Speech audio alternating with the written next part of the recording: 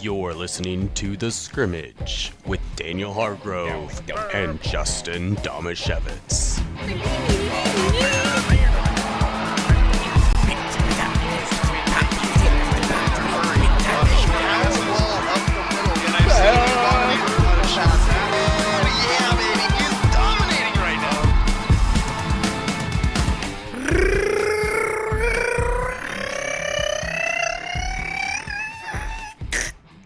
Oh, I thought you were gonna do the.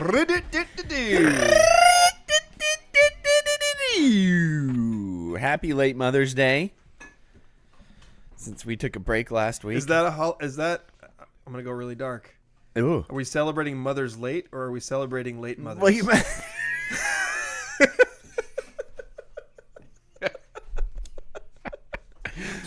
if you have a late mother, this is her day.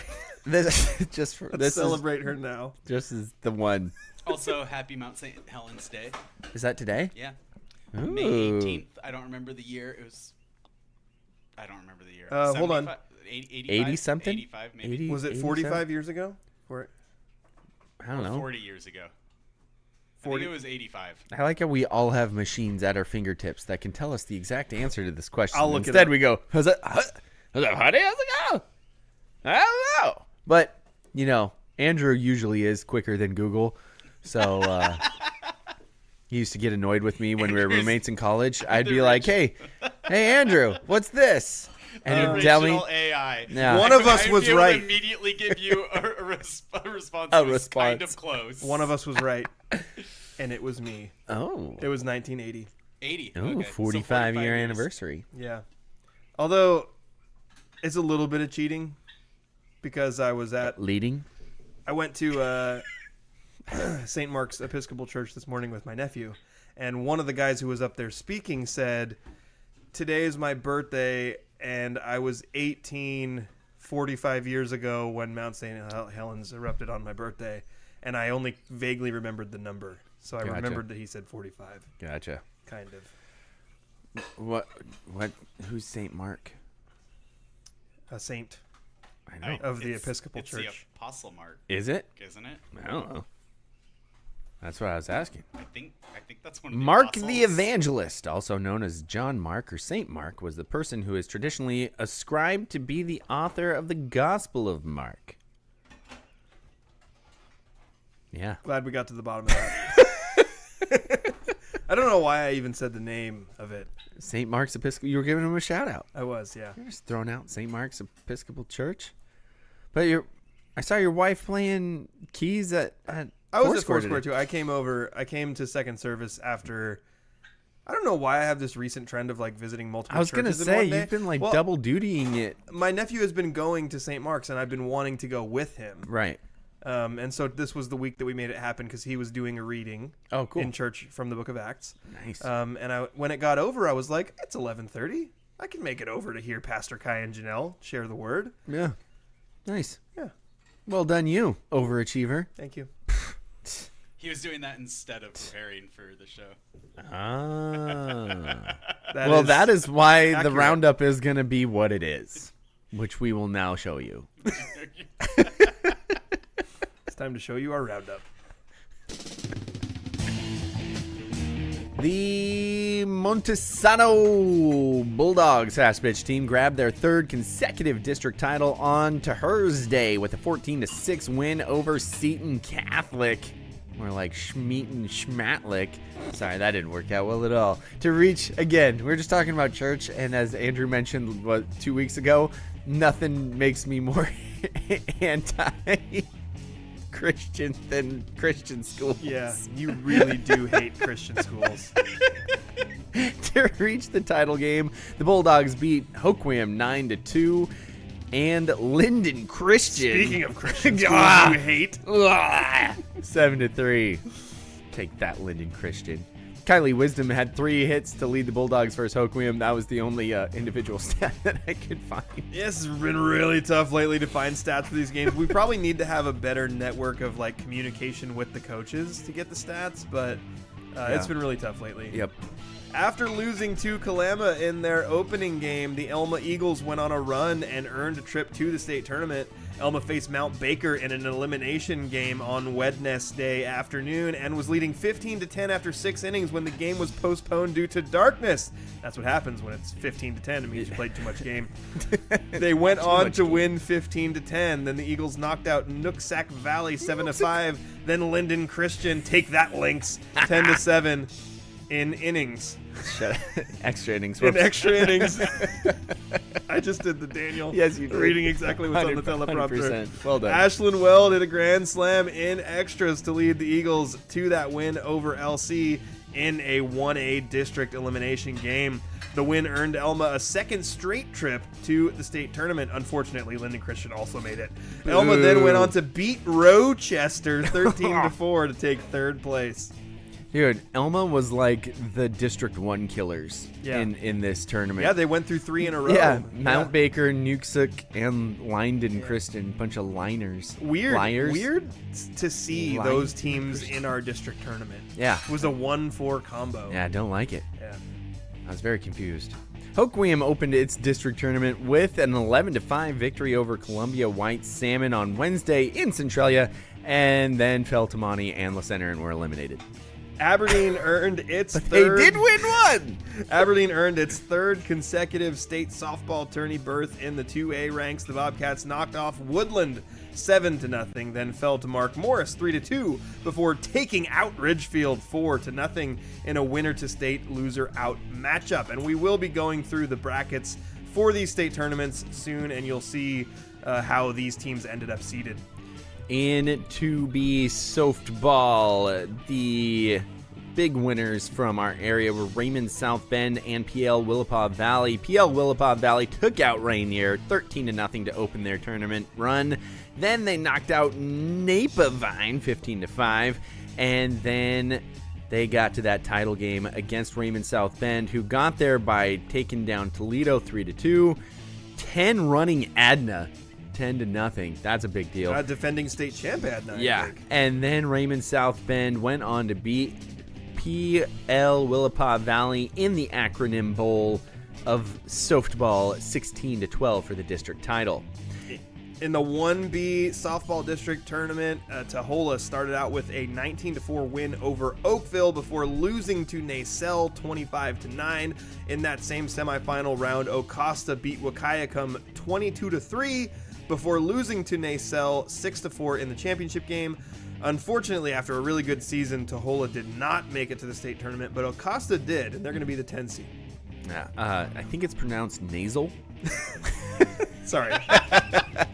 In baseball, the 1A District 4 tournament saw the Elma Eagles and Montesano locally have some success. Elma got into the tournament by winning the pigtail game 3-0 over Columbia White Salmon. They then fell to Schmeat and Schmathlick 10-0. Then Elma, they faced another Christian school and lost to Kingsway Christian 11-1. Montesano, on the other hand, they beat Castle Rock 6-0. Then they lost to La Center 6-0.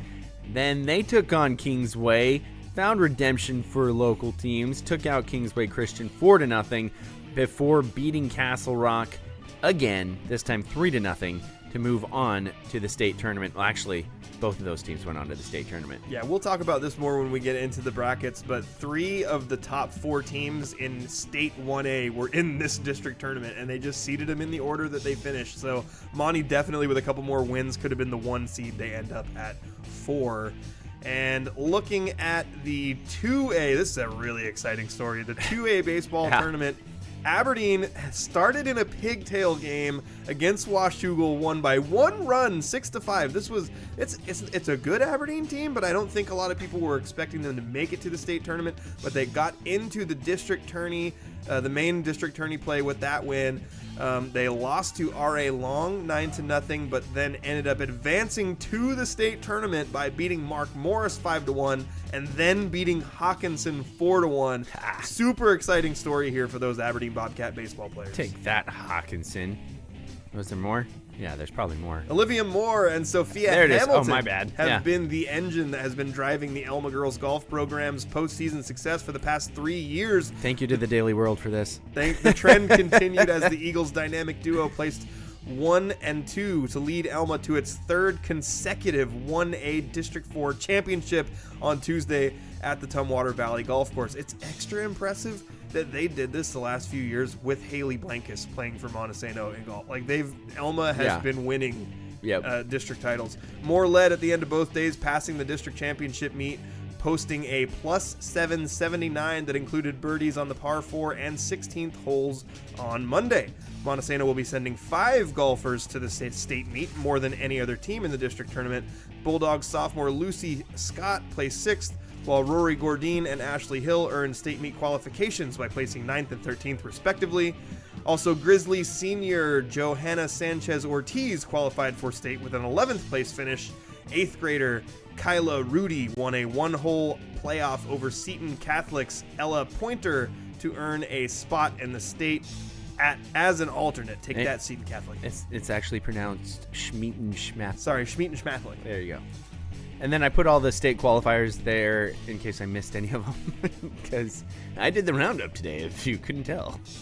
So from Elma, we had Olivia Moore, Sophia Hamilton. Then from Montesano, Jessie Lalonde, Maggie Kupka, Macy Pizarzik. Oh, wait, that's Kingsway Christian. Lucy Scott from Montesano, Molly Gunderson from Hoquiam, Mercedes Carter from Elma, Rory Gordine from Montesano, Hailey Lawson, that's Kalama. Don't care. Johanna Sanchez Ortiz from Hoquiam, and Ashley Hill from Montesano, not pictured. Wow, most of those are Grace Harbor. Yeah. Not many Trico golfers down there. That's going to do it for the roundup today. Suck it, Trico. Suck it, Trico. But also, I'm good if Castle Rock wants to come up and be in the Evergreen. Get away from all those private schools. They probably should. That was something Forrest, our friend Forrest Worgum of Forrest Worgum Photography, proposed to me. Recently.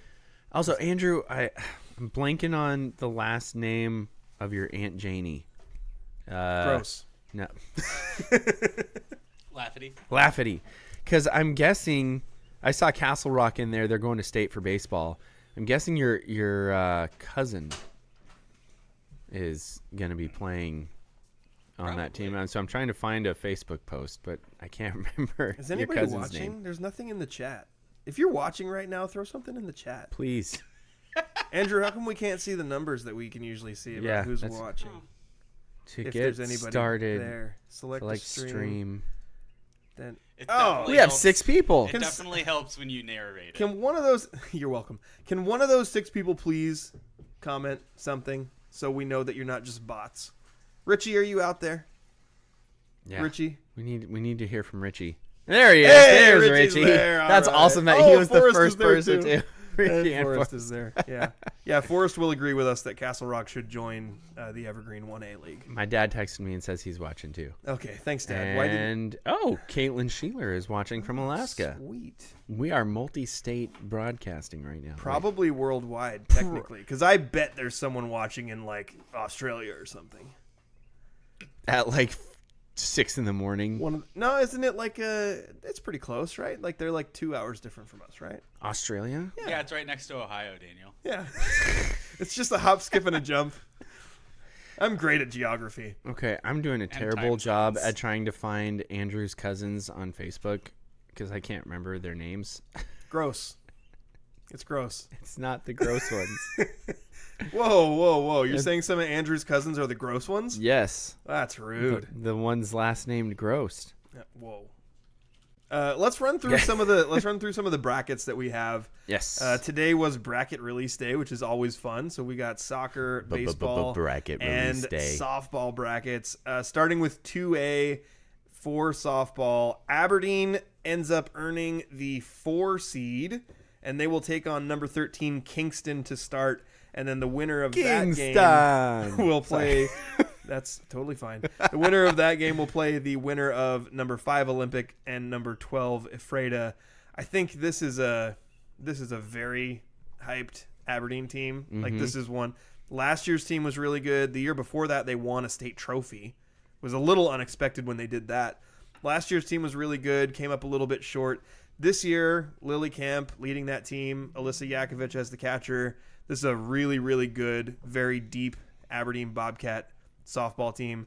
I would expect them to make some serious noise in this tournament. Absolutely. By the way, my dad says that it is currently 7:25 Monday morning in Australia. They're in the future? They're in the future. Wait, if we call someone in Australia, can they tell us the winning lotto numbers? No, that's Like illegal, Justin. Yeah, they are bound. Or now he says 7:51. He It's- must have had a weird autocorrect thing for the 7:25. There's multiple time zones in Australia, But yes, it is Monday morning.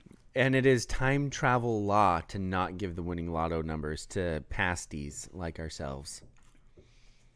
And it's pronounced pasties, not They pasties. get the time, Okay, they get the time I was costs. gonna. Oh, by the way, on Courtney says hi. butts. Hi, Courtney. Oh, I'm shocked that my wife has a free hand to be able to text a comment into She did us it with right her now. nose. That checks out. She has 2 kids. She has 1 kid under each arm, and she's balancing another one on her foot. And she used her nose to type that out. That At checks least that's out. how I pictured it. Yep, and she had like the phone on like a stand. Yeah. So she could do it. Yeah. That makes sense. Yeah. Moving on to 1A state fast pitch. Montesano, after winning the district title, is the number 1 overall seed. No surprise there.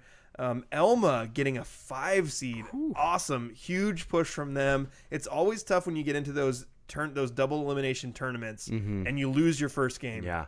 Then they ended up having to just plow through a bunch of other really good teams to make it back to that 3rd place. They just took out District 1. Yeah. I wish that Linden Christian had lost one more game. Yeah, me too. Because then we wouldn't have to even see them in this bracket. I know, but now they're there, Now just they're making there. everything look icky.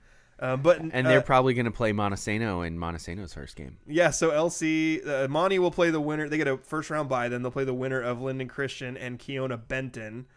Elma is opening against 12 seed Natchez Valley, which when Forrest comes on to join us, he'll be able to tell us about Natchez Valley because he's seen that team play as well. And then if Elma wins that Natchez Valley game, they will play Seton Catholic. Moving on to the 2B state fast pitch bracket. Oh. What? Oh, sorry, never mind. I was really pleased when I saw the I was going to seedings say on make a this. joke about Nacho Valley. Nacho I feel like Cheese it's played Valley. out. I feel Is like- Natchez Valley just combining the words nacho and cheese? Natchez Valley? They don't pronounce it right for that. That would have to be Nachos. Well, you can't be that obvious. So you have to pronounce it differently. Did I pronounce Keona Benton wrong?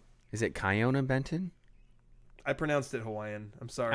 When you said it, I was like, that sounds like somebody's Yeah. like name, like Keona Benton. I think I pronounced it. I pronounced it like it was a Hawaiian word. That's my bad. Yeah. Moving on to 2B state fast pitch. I was really happy when I saw these seedings come out. The District 4 was really super competitive this year. It's crazy. PL Willapa Valley ended up beating Raymond South Bend Raymond South Bend ended up beating PL Willapa Valley in the district title game of a really good district. The insane district. But if you look at like the RPI or the Evans rankings of these teams, it probably would have been more like PWV 6, RSB 9, somewhere in that range. But I think the seating committee valued not only how strong the district was, but also what Raymond South Bend did in that district tournament. So it got Raymond South Bend all the way up to 4, while also recognizing, PWV has a really solid resume throughout the course of the season, so they end up with the 2. And Adna, who didn't even make it to the title game, is the 3 seed. Yeah, that's what's crazy about That's it. how good the that district district is is. so good. So PWV is going to play number 15 Colfax in the opener, and then the winner of that game will face either number 7 Coopville or number 10 Riverview. And RSB is playing number 13 Tonasket in the opening it's pronounced Tunasket. Sorry, Tunasket. And then the winner of that will play either number 5 Liberty or number 12 Toledo. Liberty. It's pronounced Bibberty. Bibberty. Yes, thank you. I made the wrong joke there. Absolutely, it's pronounced Bibberty. Bad job by you. Yeah. In 1B state fast pitch, we only ended up with one of our local teams, Ocosta, coming in at the 10 seed. I'd be curious to see. We never really got to the bottom of what was going on with Jessie Gilbert this year. She was playing offense only towards the end of the year. I assume she's coming back off some kind of injury. But if Jessie Gilbert is there, I don't think as any higher seed you want to be facing Ocasta. No. So I'll be curious not. to see what happens there. Yeah. In 1A state soccer, which is still trippy to me, there's no B state soccer anymore. There's no B soccer anymore. What? So all the B schools that have soccer teams played up to 1A. So the only What? local team that we have in the 1A state soccer tournament Wait, is all, Raymond like- South Bend. Even if you're like 1B. I don't know if there was a single 1B team that had a boys soccer. I don't know. I guess I don't know. But yeah, all that of makes sense. all of the B schools that I know of from our normal league, our normal district here, Yeah. played up to 1A, and there when you go look at the brackets, there's literally no B state brackets for soccer. Yeah, 1A is crazy. the lowest. So Raymond South Bend ends up being our only local state boys soccer team. They are the 7 seed. They will face Cascade, which is the number 10, and then if they win, they will either play Cascade Christian, which is the number 2, or they'll play the winner of Cashmere Bush. or Bush, which is the 18 and the 5. Is that the Bush school? The or Bush is it a school. different? No, or it's is the- Bush differently. Yeah, Bush is like the Tumwater Junior High. So it's the Bush school. They are different things. Oh, gotcha. Yeah. In 2A state baseball, here's the fun story we were talking about. Aberdeen getting into the state tournament. They unfortunately will be the 16 seed and have to take on Anacortes first as the Yikes. number 1, which is just an absolute buzzsaw. But hey, I don't think I shouldn't say anyone. I don't think most people expected Aberdeen to get where they were. Not from coming from the pigtail game. Exactly. Coming from a pigtail game, advancing to state. That's such a weird format. Like they Yeah. were the 3 seed. Like normally when you hear pigtail, you're like, oh, you must have been like a 5 or a 6 Were seed. they the 3rd overall, or were they the 3rd in Evergreen? Yeah, they were the 3 seed from the Evergreen, and they had to play like the 6 seed from the Greater St. Helens Greater League. St. Helens League is huge. Is huge. Yeah. So it's just crazy to me. It's like, yeah, they were in a pigtail game, but they were the 3rd best team of a league that had Tumwater and WF West in it. Looking at the rankings beforehand, I was kind of hoping Aberdeen might end up more in like the 13 or 14 seed Yeah. range, but they end up at 16, so they're going to have a tough road. And- But awesome just to have made it there. And just to throw this in there, WF West is the 4 seed at state, and Tumwater is the 6 seed. Tumwater won the district tournament, Yeah. and those were the teams that, because Aberdeen wasn't as good as WF West or better than WF Right. West or Tumwater, they had to play a pigtail game. Yeah. It seems a little ridiculous. It's straight up Like, numbers. Like numbers of the size of the I know, league. but Yeah. a 4 seed couldn't have been the pigtail game. Like it just seems weird that 3rd was. Like that's that's extraordinarily high, because 2A Evergreen's not that small of a league. It's not a big league like Greater St. Helens, but it's not like 1A Evergreen Isn't it 5 was. teams? Is it only 5 now? It's only Black Hills, Tumwater, Centralia, Chehalis. Aberdeen? Yeah, There's I think no so. Shelton? No, because Shelton moved up to 3A. But weren't they still playing as a 2A school? But do they play as a 2A school in league, but do they count as a 2A school when they get to playoffs? All this stuff gets kind of confusing. So confusing. But yeah, so I don't. Forrest says that the B school tournament is in the fall. The B soccer tournament? Yeah, is he talking about the soccer? Wait, boys soccer is We'll played have in to the ask fall? him. Maybe it's like all the golf tournaments are in the spring. Yeah. Maybe all the soccer tournaments are in the fall. Yeah. How would they do that though? Oh, so for the I think B schools, Raymond South Bend just plays up into 1A. well, so does Ilwaco, and so, there's a bunch. Yeah. There's a bunch Weird. of teams from 2B. So I think what he's saying then is that boys soccer at the lower B levels is a fall sport. Must be. Must be. Yeah. Yeah. Anyway, and Which I'll it be should honest, I be, don't know by the answer to way. that. Soccer should be a fall sport. The last That way I right. could have played both. Dang it. But football players like to play soccer because they can smash into people. Yeah, no. Why would you want to smash in? What?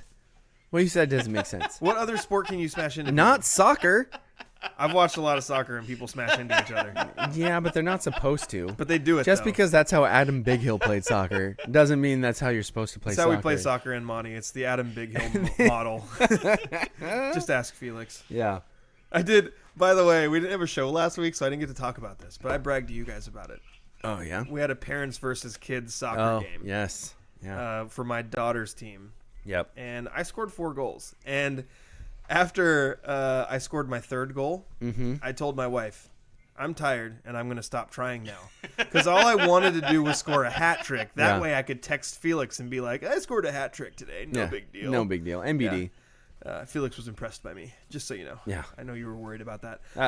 Definitely. Yeah. I want Felix to be impressed by all of us. Also, I've met him now. I think he's impressed by me just as like all around good guy, fun guy to play at an open gym with. So now Andrew needs to meet Felix. Yeah. And like impress him with some like computer thing. Yeah.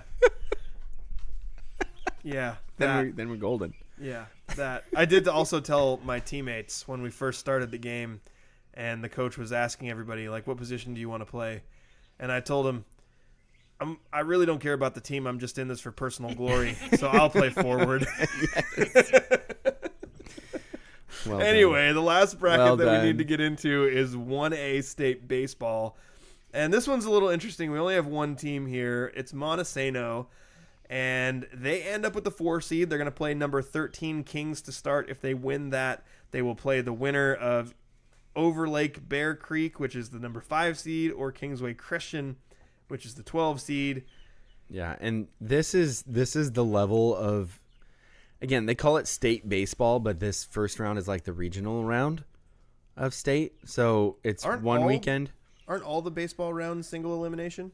Yeah, at this point. Yeah. Yeah, I mean, the last one isn't because they let you play a third, fourth game. You get to play, But in districts, it wasn't single elimination. No, it's not. Yeah. It's when you get to state baseball, though, it's but single elimination. It's one and done, and you're going up against stud pitchers at this point because there's 16 teams. They're all throwing their ace on day one, unless they think you're not very good and they think they have a pretty good second pitcher. The teams that advance from this round have 2 good pitchers. Yeah. And if you don't, then you really don't have a great shot because all the teams here can hit. And it's really nice to have 2 good pitchers and a third really good reliever that you can use in both games if you need to, a la Skylar Bovey. Like, that's what you want. You want 2 horses and then a Skylar Bovey to come in and pitch like 2 innings of both games. Right. Yeah. And Monty does have good pitching. I mean, Colson Hendrickson's been awesome this year. Caden Grubb, obviously. No grubs. Sorry, no grubs allowed. We won't mention that. I think that the seeding here, and it ends up being interesting because, you know, for the last few weeks, I've been really thinking, oh, Monty's got a shot to have the number 1 softball and number 1 baseball team in the state going into the tournaments. And Monty Baseball has been ranked at the top of the RPI, top of the Evans rankings for a bit now. Yeah. And unfortunately, losing in the semifinal round of the district tournament to La Center, which ends up being the 3 seed, and then the 1 seed is also from District 4, Seton Catholic. So 3 of the top 4 teams in this state tournament are District 4 teams. That means Monty is the 4, but they're equally as dangerous as the other top 3. Absolutely. I don't know how you would even like handicap who the favorite is in this tournament.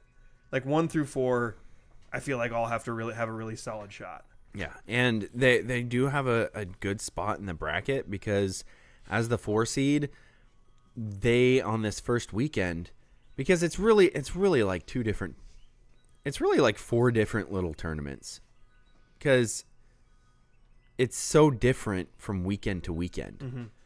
So right now they're in a little mini 4-team tournament to win 2 games. That's what it is. Mm-hmm. You don't have to worry about your matchups the next weekend, this weekend. You're just needing to beat Kings, and then you need to beat the winner of Overlake, Kingsway Christian. So that's all you have to do. Monty already beat Kingsway Christian. Then they're looking at, okay, is it going to be them or Overlake? That's if they beat Kings. But it's really you live or die by these 2 games, and then everything kind of resets mentally. Yes, they'll probably be taking on Seton Catholic once they get on to that next one. But who knows? Maybe Zilla has 1 pitcher who just throws like 98 miles an hour and completely shuts down Seton Catholic. That could happen. I've seen really good teams get knocked out by an team that then loses the very next game because they have 1 just absolute stud pitcher and they don't really have anything else. Right. So it's going to be very interesting to see. But it's live or die by this weekend, and then everything kind of resets for a Final 4 the following weekend, which I had the chance to go to once, and it's awesome. The Final Four weekend, like those teams are so good. Right. It's so much fun. Well, we have. Forrest says Zilla does not have that type of pitcher. Okay, Good to know. Good to know. Good to know. Seton Catholic's probably safe then. There's a couple comments from Francis we're going to ignore. We are going to actually have Forrest come on and talk with us about the teams that he has seen. He's watched a lot of these baseball and softball teams. Those play. aren't even bad comments by Francis. You're just I so was gonna used say, to. I'm very interested in one. I didn't even read Francis's them. Comments. I didn't even read them. Yeah, that's If what I you figured. have 3 horses, why are they kept in a bullpen? And that's actually an excellent question. And if you have 2 horses, is that a herd? Yes, or it do you is. need 3? More than one is a herd. Really? Yeah. 2 horses As is a soon as herd? there's a group, I feel like it's a very small herd. is 2 a group? Yeah. It's, 2 is a pair. That a it would couple. also be a pair. I feel like I need to ask your wife about this. 2 seems like very small for a herd. It is, but it is still a herd. Hannah is to a herd. Oh, she was right behind me, and my neck hurts. So like I couldn't look this way, and yeah. Is 2 a herd? It's usually 2 or 3 that create a herd or a flock. Ah, 2 or 3. Andrew's she did say right or again. Andrew's right again. 3. She did say or 3. Why is Andrew always right? I don't know. Gets old after a It while. does. Well, I think what Francis we'll do, says is if horses are frequently on the found on the mountain. Wait, are frequently on the found on the mound. Can they call the park a pasture? Why did you read that? I don't know. And I messed it. I didn't mess it up. I thought I must have messed something I up. regret the fact that we read all those comments from Just Francis. terrible. Like, Terrible I job. already You know have what? to see this guy almost every day. Bad job by me. I'm sorry. Bad job by me. I apologize. I think what we'll do probably is take a commercial break and then come back, and on the other side of that commercial break, we'll have Forrest come on so we can talk about not only the softball brackets and the teams that he's seen, but maybe we can get his insights on Monty baseball as well. I know he's watched that team a decent bit, and he'll be able to tell us about the pitching, just what you were talking about, the herd of horses. But before we have Forrest on and then select an athlete of the week, let's take a quick commercial break. I'm sorry. I had so much lead up. that was classic. Do you have a legal situation and need someone on your side? Let the law office of Jeffrey A. Domashevitz be your advocate. If you've been the victim of medical malpractice, suffered a personal injury, or need representation with real estate law, small business law, or estate planning, let Jeff Domashevitz put his 29 years of experience to work for you. Call 30. Jeff Domashevitz today at 360-612-3991 or visit domashevitzlaw.com. That's DAMASIEWICZLAW.com. So Hannah says a herd of horses typically consists of about 25 individual horses, but the size can vary, with some herds containing as few as 2 Oh, boo. and as many as 21. Within a herd, smaller groups called bands may form, which share the same territory. I have a problem with this. This is whatever this answer came from, because a herd AI probably. typically it says a herd typically consists of 25, and then in the same sentence, not even a different sentence, same sentence, it goes as few as 2 and as many as 21. Which is less but than what it typically it's 25. What? Well, 2 horses can produce the amount of poop that you would think comes out of 25. Oh, I can tell you, 2-year-olds produce a heck of a lot of poop as well. That's why Daniel's always wrist deep in poopy. So Andrew is going to create a link for us for a Zoom conversation with Forrest. And Daniel, you and I can talk more about horses or something up to that point. In bullpens. And bullpens. Maybe I should have said a herd of hosses. A We used hoss to- of we used to call 'em a herds. hoss. And isn't hoss like Old Western for boss? I have no idea. Maybe I haven't watched Or enough is old Haas Westerns. is Haas literally just the guy from Bonanza, and his name was Haas, and he was kind of a big cowboy dude. Never seen Bonanza. Never seen Bonanza. I know That it- actually, why I'm not surprised by that. I was gonna say that like all surprised. That would have been dumb. I did watch a Of lot course of you Nick haven't at seen Night. Bonanza. I did watch a lot of Nick at Night back in the day, but I don't think I think I missed the Bonanza window. That was usually at like 3:30 in the morning. Like I only caught the Bonanza window when it was like an all night or a sleepover overnight thing, and I was like one of 2 kids who were still awake because I'm gonna stay up all night long because I can. I watched a lot of Cheers. That's pretty much Cheers the is same thing as Bonanza, right? That's close. They're basically the same show. Basically the same. Yeah. A Haas is a horse. A big person. Or a big person, usually a man. Dusty Sturgeon. Yeah, yes, Dusty Sturgeon is definitely a Haas.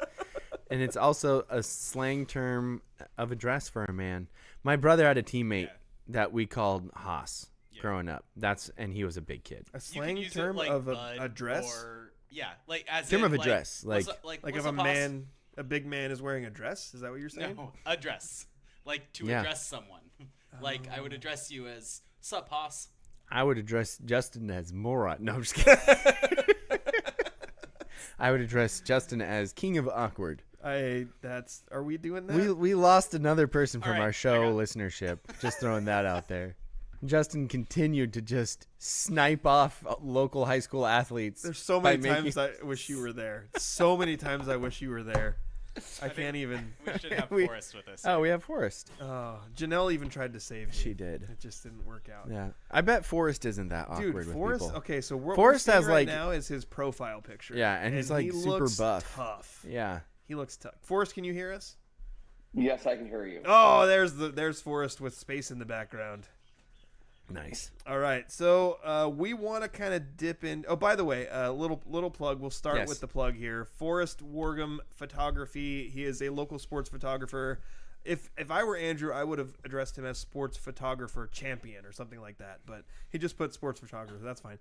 Forrest shoots a lot of our local teams across multiple sports. He does a great job. Check out his social medias. I know Facebook and Instagram. He has a website. You can find all the galleries you want. Pretty much whatever local team in the Grays Harbor area you want, he has probably covered. And also, I know from experience, if he hasn't shot them, he can tell you who probably has, because there's been a lot of times Forrest says, well, I don't have a photo of this person, but so-and-so might have it, and he'll point me in the direction that I need to go. So we're going to tap into the expertise of Forrest when it comes to especially these softball teams. We got a lot of local softball, and I kind of wanted to get your thoughts a little bit on the Monty and Elma squads. We know Montesano. We'll start with Monty because they're the 1 seed.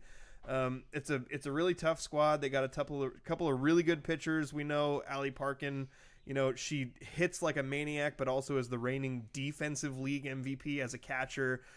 What stands out to you about this Monty team that makes them special?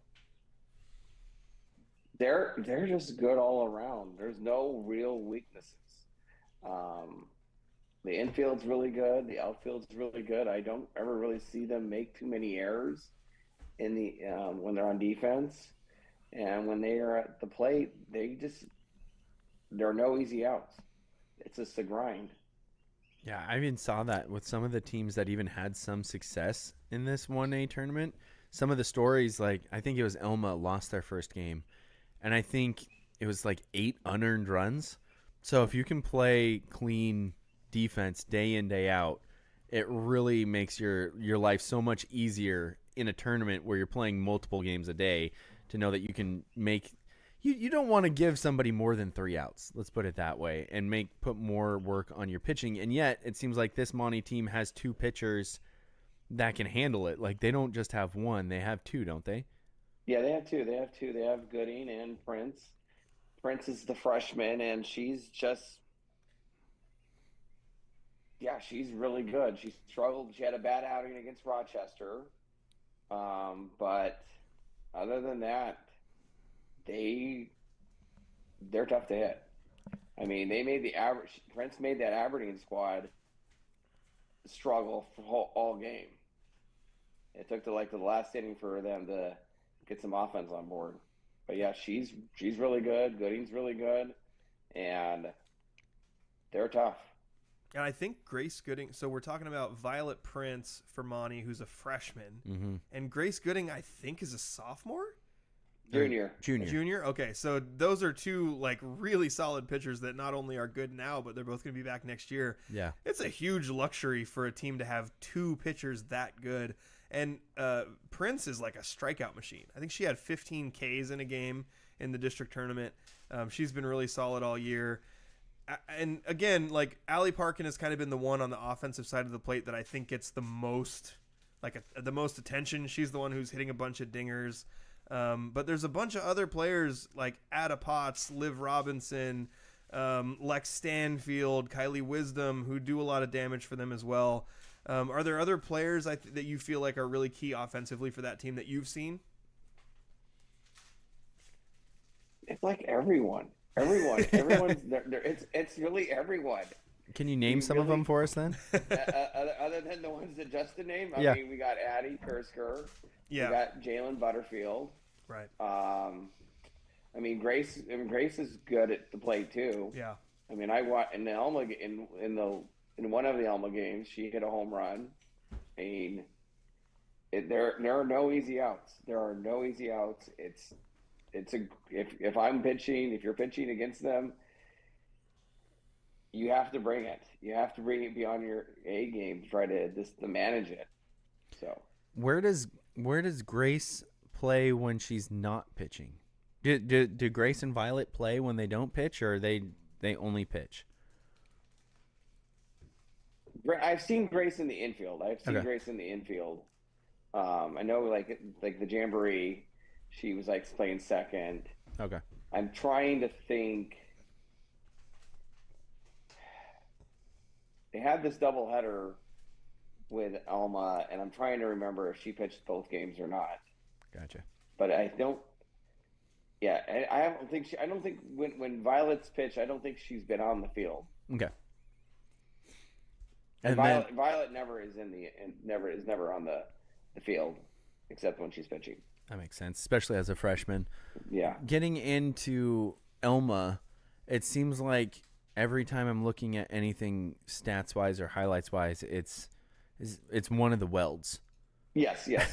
Yes. I think the main one is Ashlyn. I believe she is the pitcher, and the sister's the catcher. Ugh. And those two are the dynamic duo for the team. That's awesome. Yeah. Are they twins? Yeah, I believe they're twins. Yeah, they're twins. I'm friendly with the mom, and I believe they are twins. And they had an older sister too, I think. Yes. That played last year, but I think Yes. she graduated. Yep, that's right. Yes. Yeah. Yes. So I there was a think point there's a couple older sisters. I think there's a couple older sisters. But there was a point last year that, like, if you look at an Elma softball box score, it was just a bunch of Welds doing a bunch of damage. Exactly. And Welds are obviously great. Mia Monroe, I think, is another player from that Elma team. Yes. That has done a lot of damage. And also Lindsay Benerick, who once last softball season was our Spivey Athlete of the Week. So that is a team that can do a lot of damage offensively, and they showed that in the district tournament. What are kind of your thoughts on like the strengths of that Elma team and what helped them get like propelled to getting the 5 seed in the state tournament?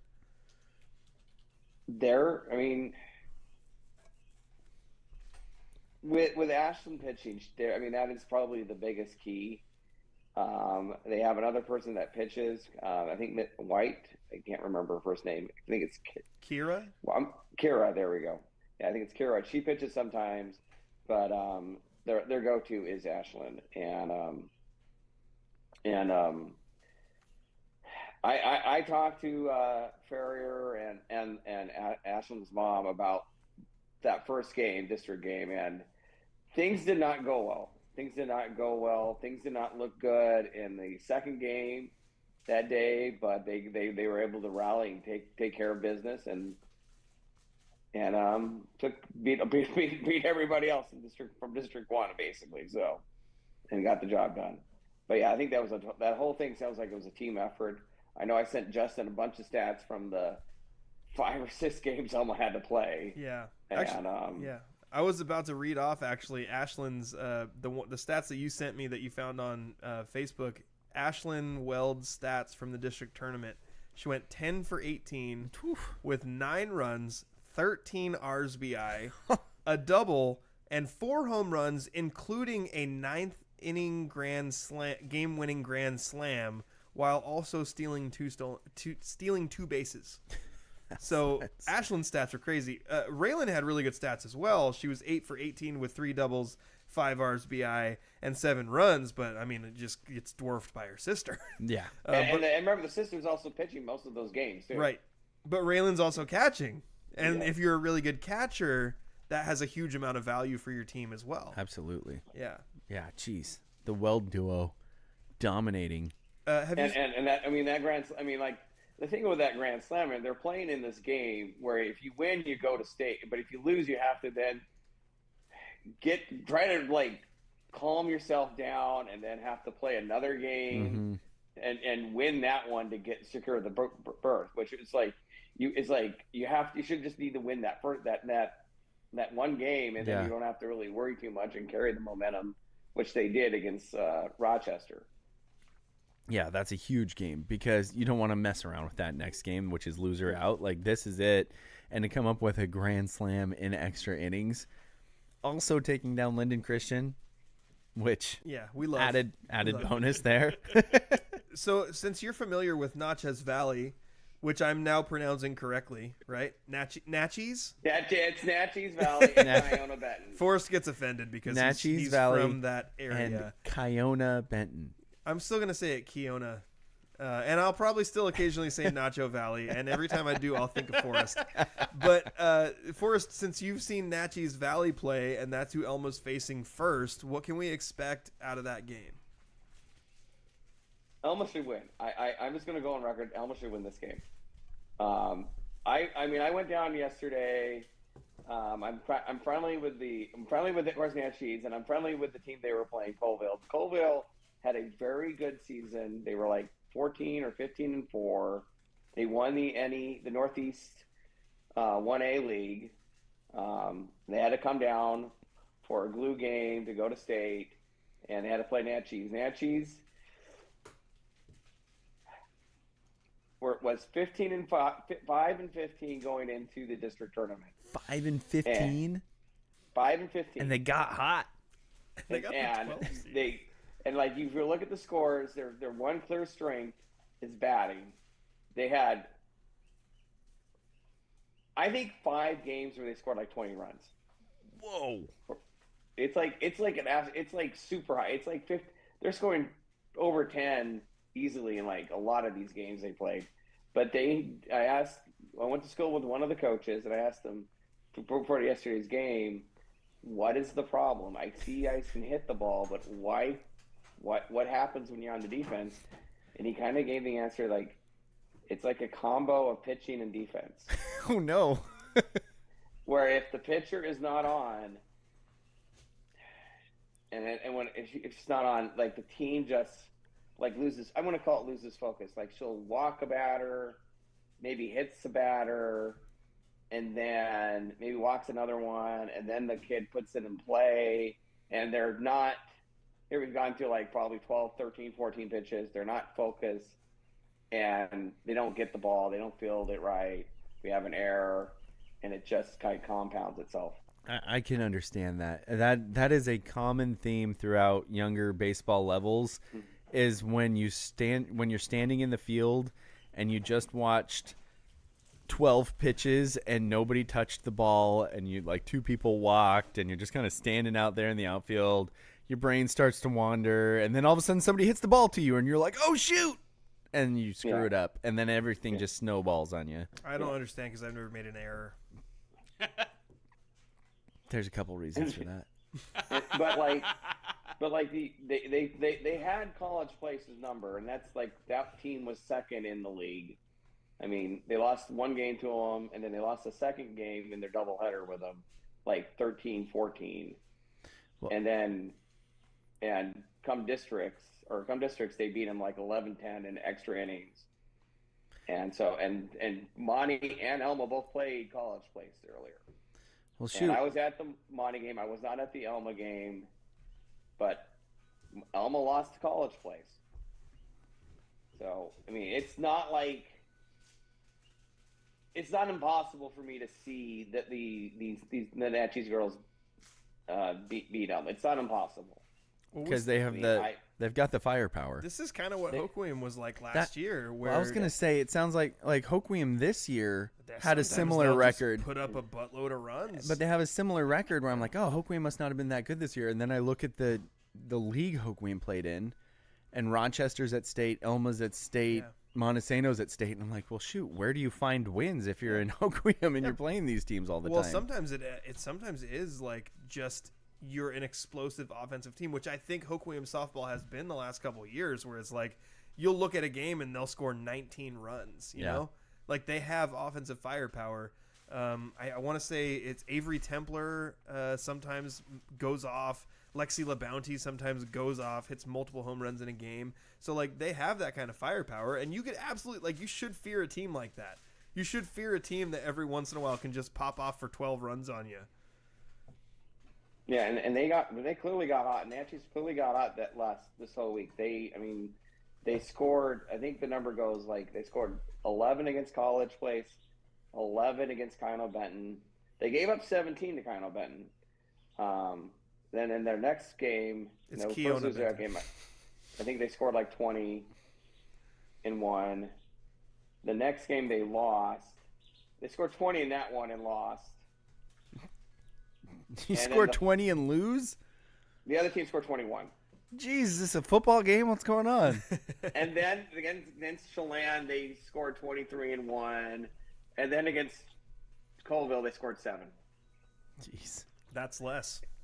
That's less. That's less. Yeah. I mean, and so they were up 5 into the 7th inning, and then the pitcher started kind of getting nervous. You could tell she was getting a little nervous because they kind of walked a couple batters. But one batter maybe got out and got on base, and it was like I'm sitting next to her dad, and he's like, "Oh, here we go again."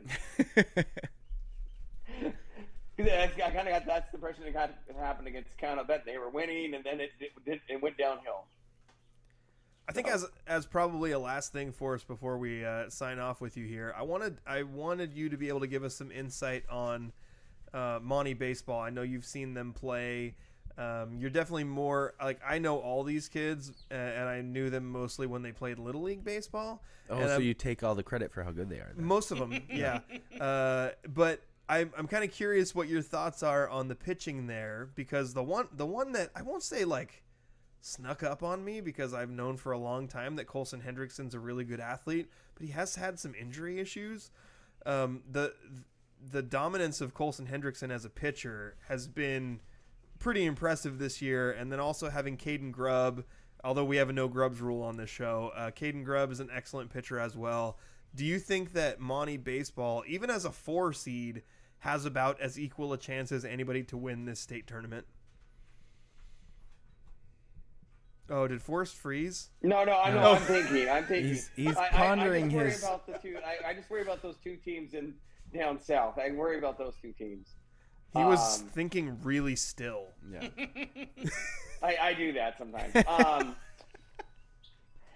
They can win this weekend. They can definitely win this weekend. I definitely expect them to beat Kings. Colson is they're beating Kings. If Colson's starting game 1, they're beating them. I mean, they're beating them. The second game probably gives me a pause because I have seen Overlake play. Okay. And I've talked to Monty played Overlake early in the season. And I had talked to a dad.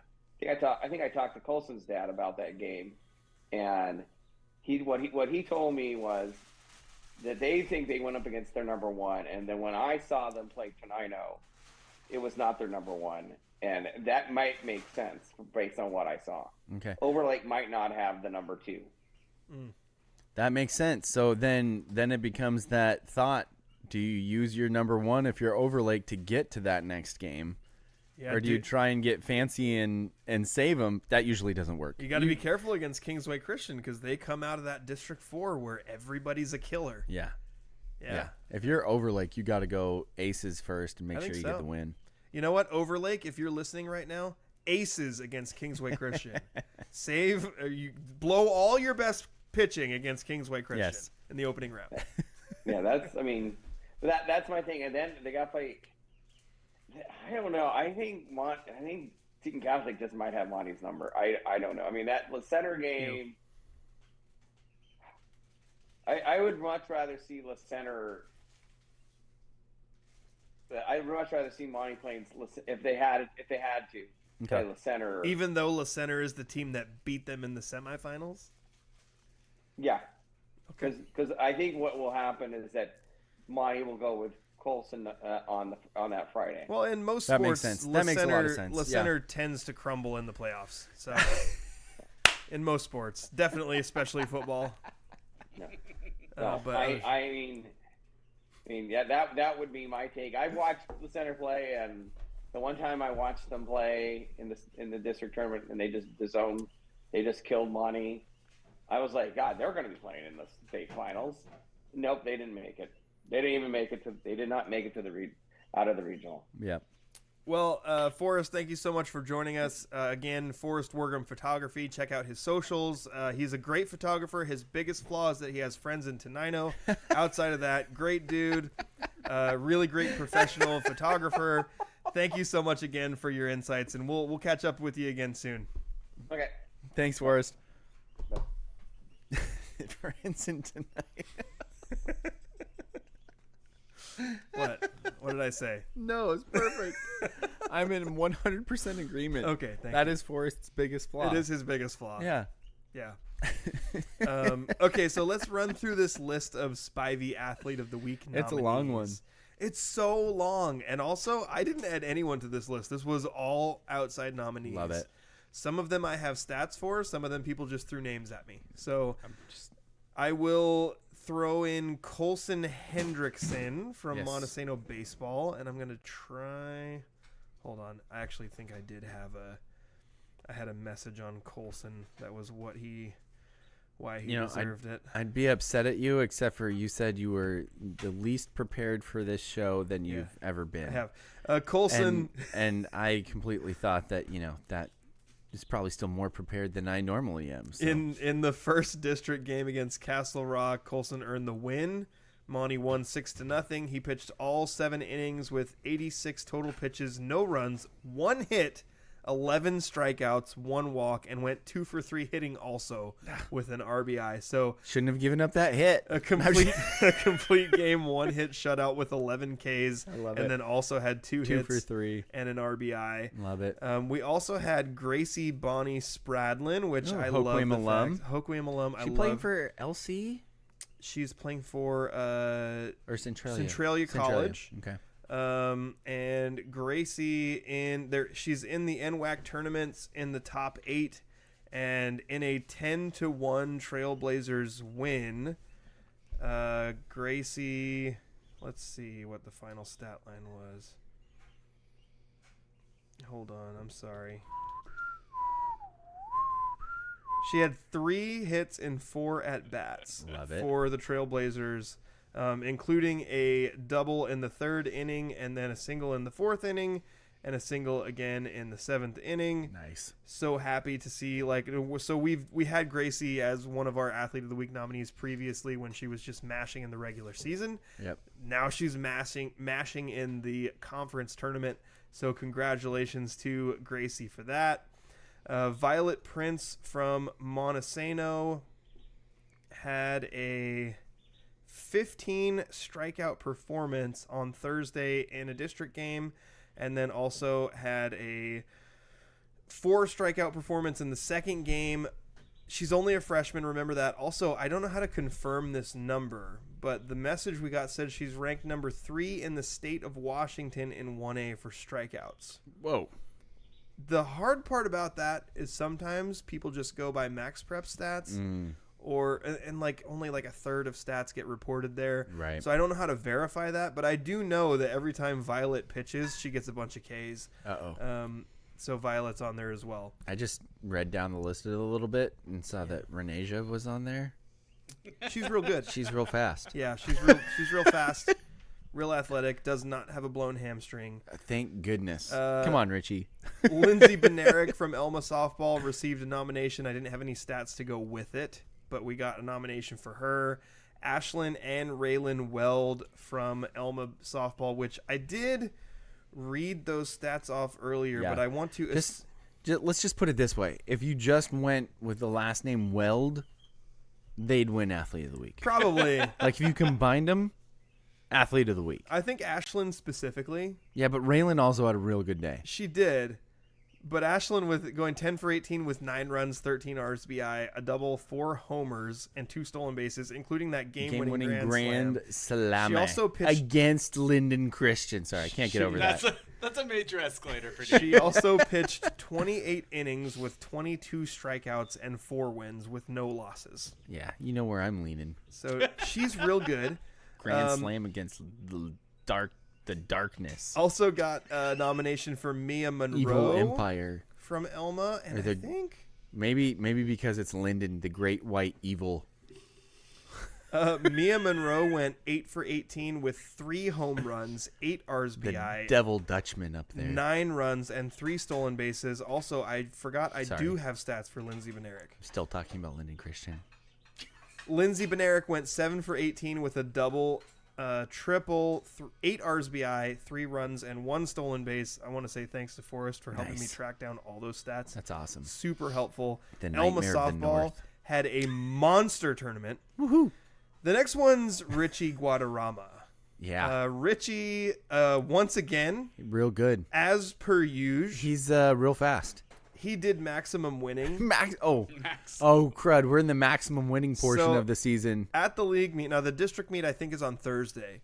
At the league meet, Richie won the 100 with a time of 11.19, which, by the way, that's fast. That's real fast. Also, not a PR for Richie. What? The 200 meter he won with a 22.84. Which is real fast. Also, not a PR for Richie. Jeez. And then he also was. I mean, come on, PR, Richie. Come on, Richie. He was on the. PR now. He wants to PR next You're week. right. What is it called, Andrew? You're when you're building up for state for swimming. Tapering. Yeah. Justin just beat you on that. Richie also was on the first place 4x1 relay team along with Jordan Meadows, Ryder Nelson, and Jackson Brookins. And he was on the winning 4x4 relay team, which, by the way, you're a sprinter and you're running the 400. It's kind of not fair. Yeah. With Ashton Brown, Aaron Tuttle, and Cole Boyce. So, and also they won the 4x4 relay team won by 20 seconds over second place. No. Yeah, they did. Did all the other teams drop the baton? I don't know. How do you win by 20 seconds in a 4x4? Was that 4x4? 4x4. Be real fast. That's how you do that. That's disgusting. Yeah. Like, that's full on. The 4x1 was really close with Montesano, but the 4x4, they torched them. And also, like Richie, it's kind of a normal thing. He wins the 100, he wins the 200. Relay teams win. It's just what Richie do. Yeah. From Elma, also, we had Georgia Burkhart, who won the. She won the title in the 300-meter hurdles, and she took second in the 100-meter hurdles. So congratulations. She's also been excellent all year. From Hoquiam track, we had Renasia Burtonshaw. Real fast. Which I got a message saying that she coasted to victory because she is so much faster than everyone else that she doesn't have to run her best to win. But she, as a freshman, by the way, Renasia Burtonshaw from Hoquiam, just chilled. Won the 100 meters with a 12.33. It appears that she didn't run the 200. Just chilling out, She's got that leg injury. Thankfully, not a blown hamstring, Richie. Yeah. Richie may be really fast, but as an injury source, not the best. Just throwing that out there, Richie. You know what, Richie? I would never say that about you. It looks like maybe I have the results. Daniel's very familiar with that battle between being fast and being right. Like, that is the classic journalist's battle. Yes. And Richie's just so used to being fast. It looks like Renasia only competed maybe in the 100 meters. Okay. Okay. People can correct me on that if that's not correct. Sean Straka from Montesano in the throwing events. I will confirm this, but I think he won the discus and the shot. He's a large human. He won the shot with 44 feet 5 inches. Is he a junior? Richie said, it's what she told me. And then Sean also won the discus at 132 feet and 9 inches. We also got a nomination. This was a late nomination, but I was super excited to receive it for senior setter Carissa Otterstetter. Oh, yeah.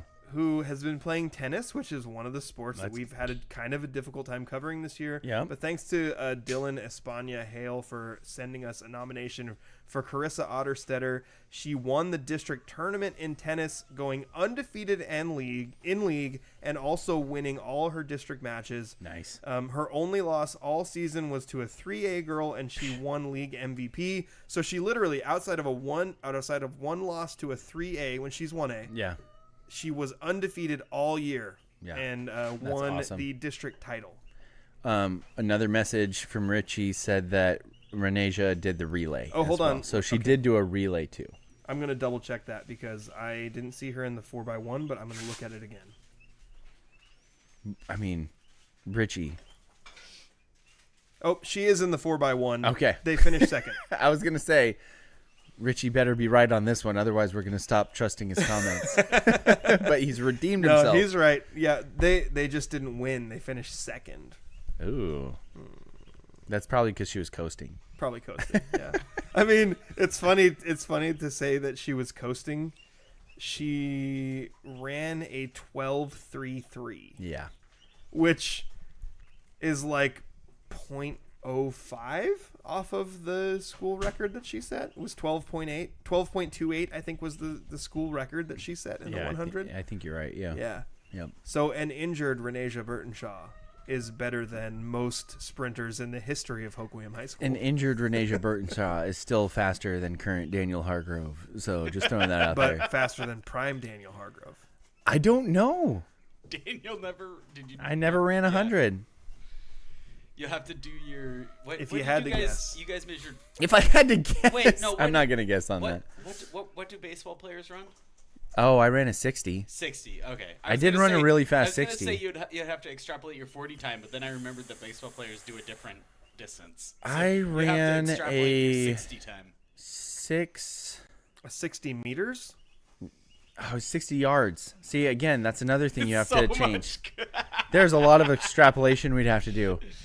I don't want to do any extrapolation. I ran a 6.7. I cannot express how little extrapolation I'd like to do. I ran a 6.73. Was it? It was in the 6.7. Andrew, 60, extrapolate that. which is good, by the way. Yeah. But I'm not sure if it's Renasia good, because again, it's yards. Who would To win in a 100 foot meters? race? Who would win in a race to I'm trying to first base? extrapolate that to 100 meters. To 100 meters. Okay. Yeah. Hold on. We have 3 contestants in a race to first base. And wait, in a race to first? Yeah. Renasia Burtonshaw, Prime Daniel Hargrove, and Haley Van Lith. I was. Who's winning? Who's winning the race between Renasia, Prime Daniel Hargrove, and Haley Van Lith? Let's put it this way: Renasia and I are touching first before Haley gets out of the batter's box. Such a hater. And I'm a fan of hers now. After she went to TCU, I'm a fan. But Who, Renasia? no. Oh. After Haley HVL? after she went to TCU and still played well, I'm a fan now. I'm all in. But yeah. Grok says that you would get between a 12.2 and a 12.5, with a 12.24 being like the best possible. So Renasia and I would be like neck and neck as she's coasting. Daniel, as she's coasting. Coasting Renasia is like prime Daniel I Hargrove. hate to break it to you, but for a guy, that's slow as crap, man. I'm sorry. Which is what I always told my track friends.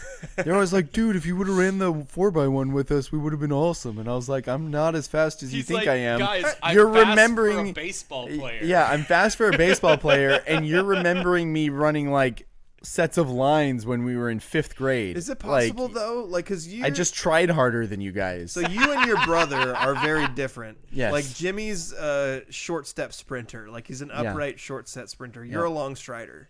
If I was to do track and be my best, like if I was to pick the event that I think Daniel would have been the best at, it probably would have been the 400, except for I'm much too lazy to do the 400. I just think you would be the type of sprinter who would get stronger as you go, I guess is what I was trying to say. So extrapolating a 60 yards probably doesn't work for you. Well, I have long legs. You're of the Richie Guadarrama mold. I have long legs. I would have got faster as I went. You and Richie, both sprinters who would get faster as you go. It's the Usain Bolt build. Yeah, pretty much. You, Richie, and Usain Bolt. You're pretty much the same thing. We're all pretty much the same. What's crazy is me and my brother. I do. My dad has proven like legit faster times in track than like any of Jimmy and I could even sniff at. Those were all hand timed back in that day. Yeah, but they could make them whatever they wanted. But at Oregon State University, so you trust those hand times a little bit. Richie says 100%. Him and Usain. Him and you and Usain. Oh, me too. You right. too. It's all three of you in a group together. You're right. He didn't say 70. He didn't say 66.6%. No, he said 100%. So I'm with him. We 66.7. But okay.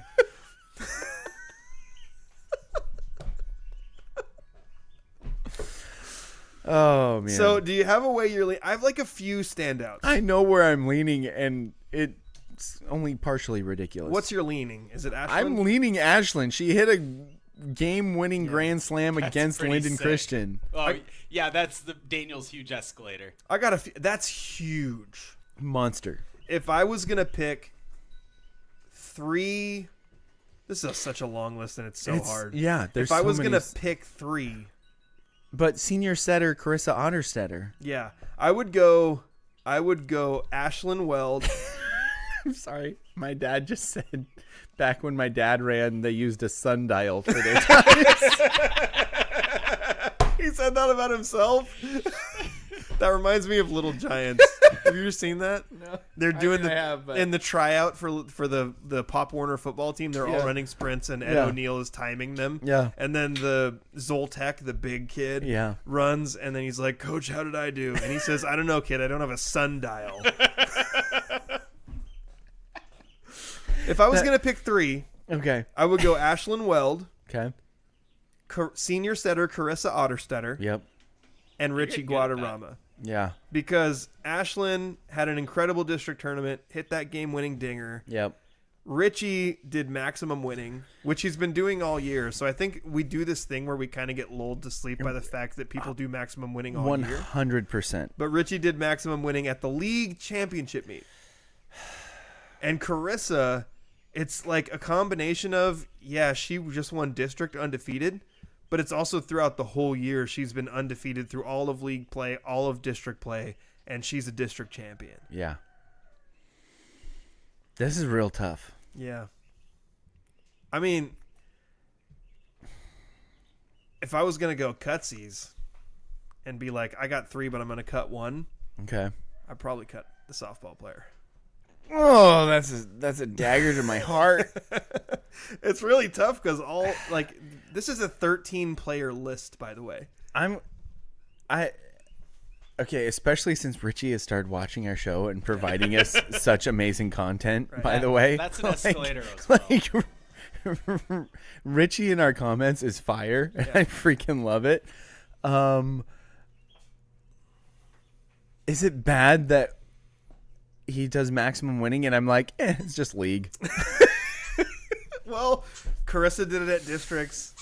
Ashland did it at what it districts. Is. You know what? Do we just say, you know what, Richie? If you're that great, do it at districts. That's my thought but I'm also spoiled because this is the first year after Jane Roloff. The other problem is that who did maximum winning at freaking state. Also, I didn't even check to see what Haley did. I was going to say, the problem that you have is that next week they'll be doing things at state. Oh, no.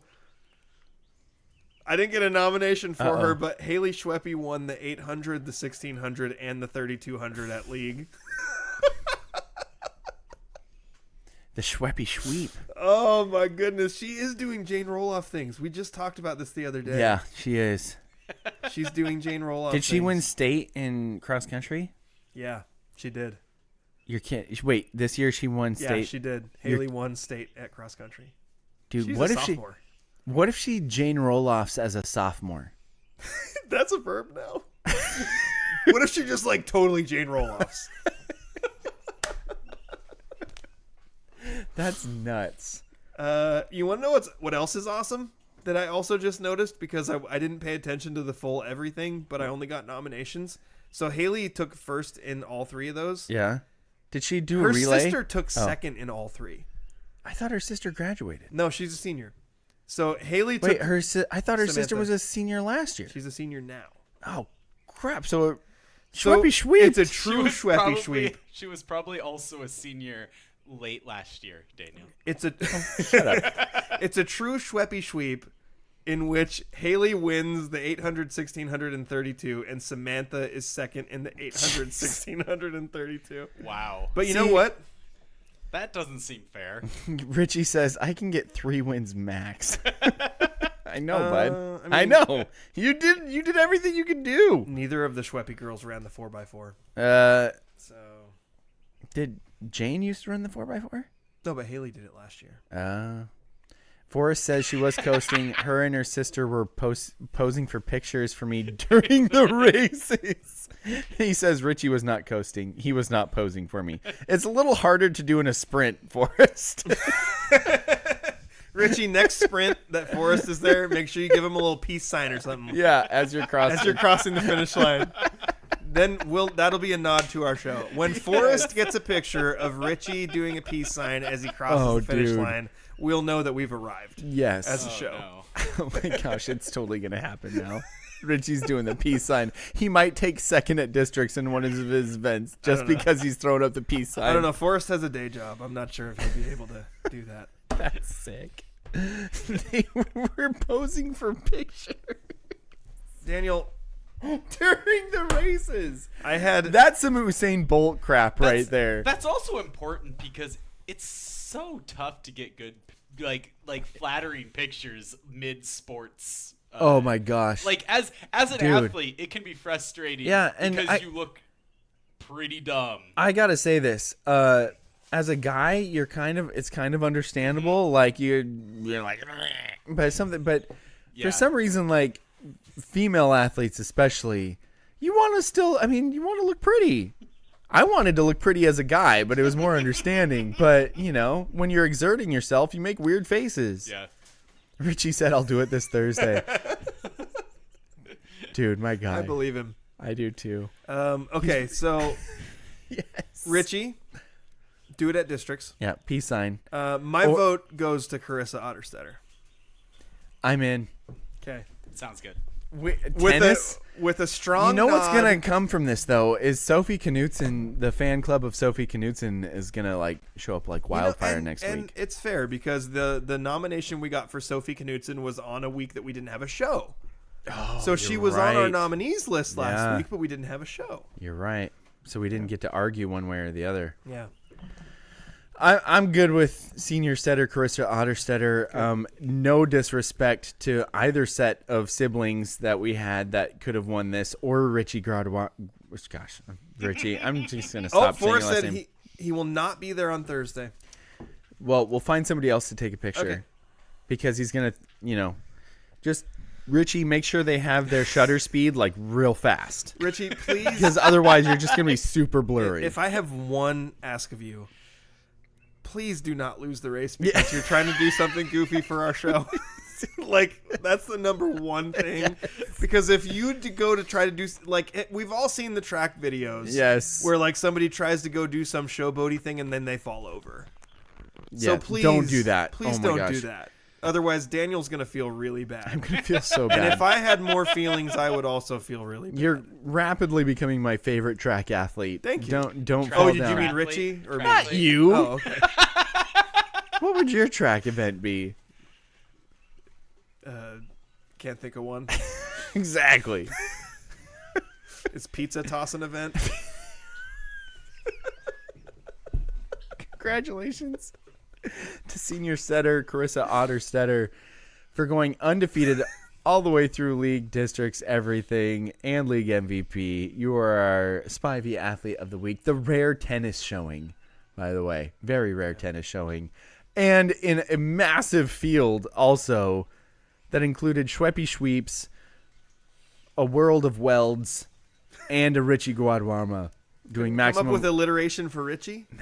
a running Richie. Oh, there you go. That was so easy. Why know. didn't you do that original? I'm an idiot. Congratulations. I've broken myself now. Congratulations, I would argue Carissa. all of the poopy of your children did that. I'm not going to blame my kids. Okay, You don't punish the kids for the sins of the father. fair. That's biblical. Yeah. We're going to take a commercial break and come back with the third period of our obvious hockey show right after this. Spivey Realty Group's goal is to make buying, selling, investing, and renting real estate in Grace Harbor simple. They believe in 100% transparency and unparalleled communication with local expertise, tech-enhanced, and top-notch service for their friends, neighbors, and community. Their goal is simple: get a group of strong-willed, hard-working people together who want to make a difference in Grace Harbor and to use real estate as the means of achieving that. Voted Grace Harbor's best real estate company. Find them on Facebook or visit graceharborrealestate.com. Spivey Realty Group, elevating small town real estate. Thank you again to our sponsors, Spivey Realty Group, the sponsor of our Spivey Athlete of the Week. We are extremely grateful that they help us produce this show, as well as the law office of Jeffrey A. Domashevitz. Absolutely invaluable to us to keep this show going. A couple things. Andrew, they were doing the ending, the Mariners won, and so they were doing the interview of the guy on the screen, and they decided to go with Mitch Garver. Oh, okay. He had a solid hit to bring in some runs to give some insurance, and under his name they put second multi-hit game of the season, and I was like, oh, wow.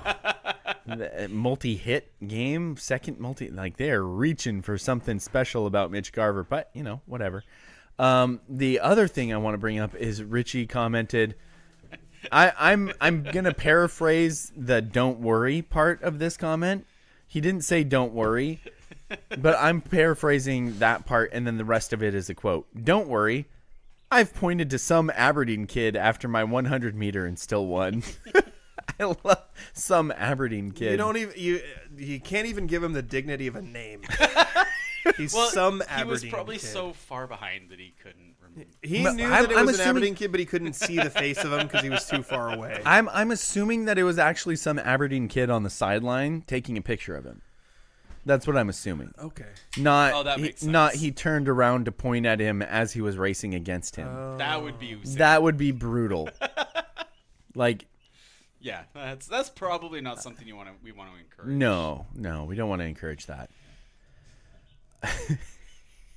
Taunting? Yeah, we don't Yeah, want to that- encourage yeah. taunting. Don't we? No, we don't, Justin. Dude, my dad's coming in. Celebrating is awesome. Taunting is mean. One man's taunting is another man's celebrating. That's true. People And do get all of it's confused about trash. the difference. Yeah. Oh, Okay, Boomer. Richie said that he pointed at him after he passed him.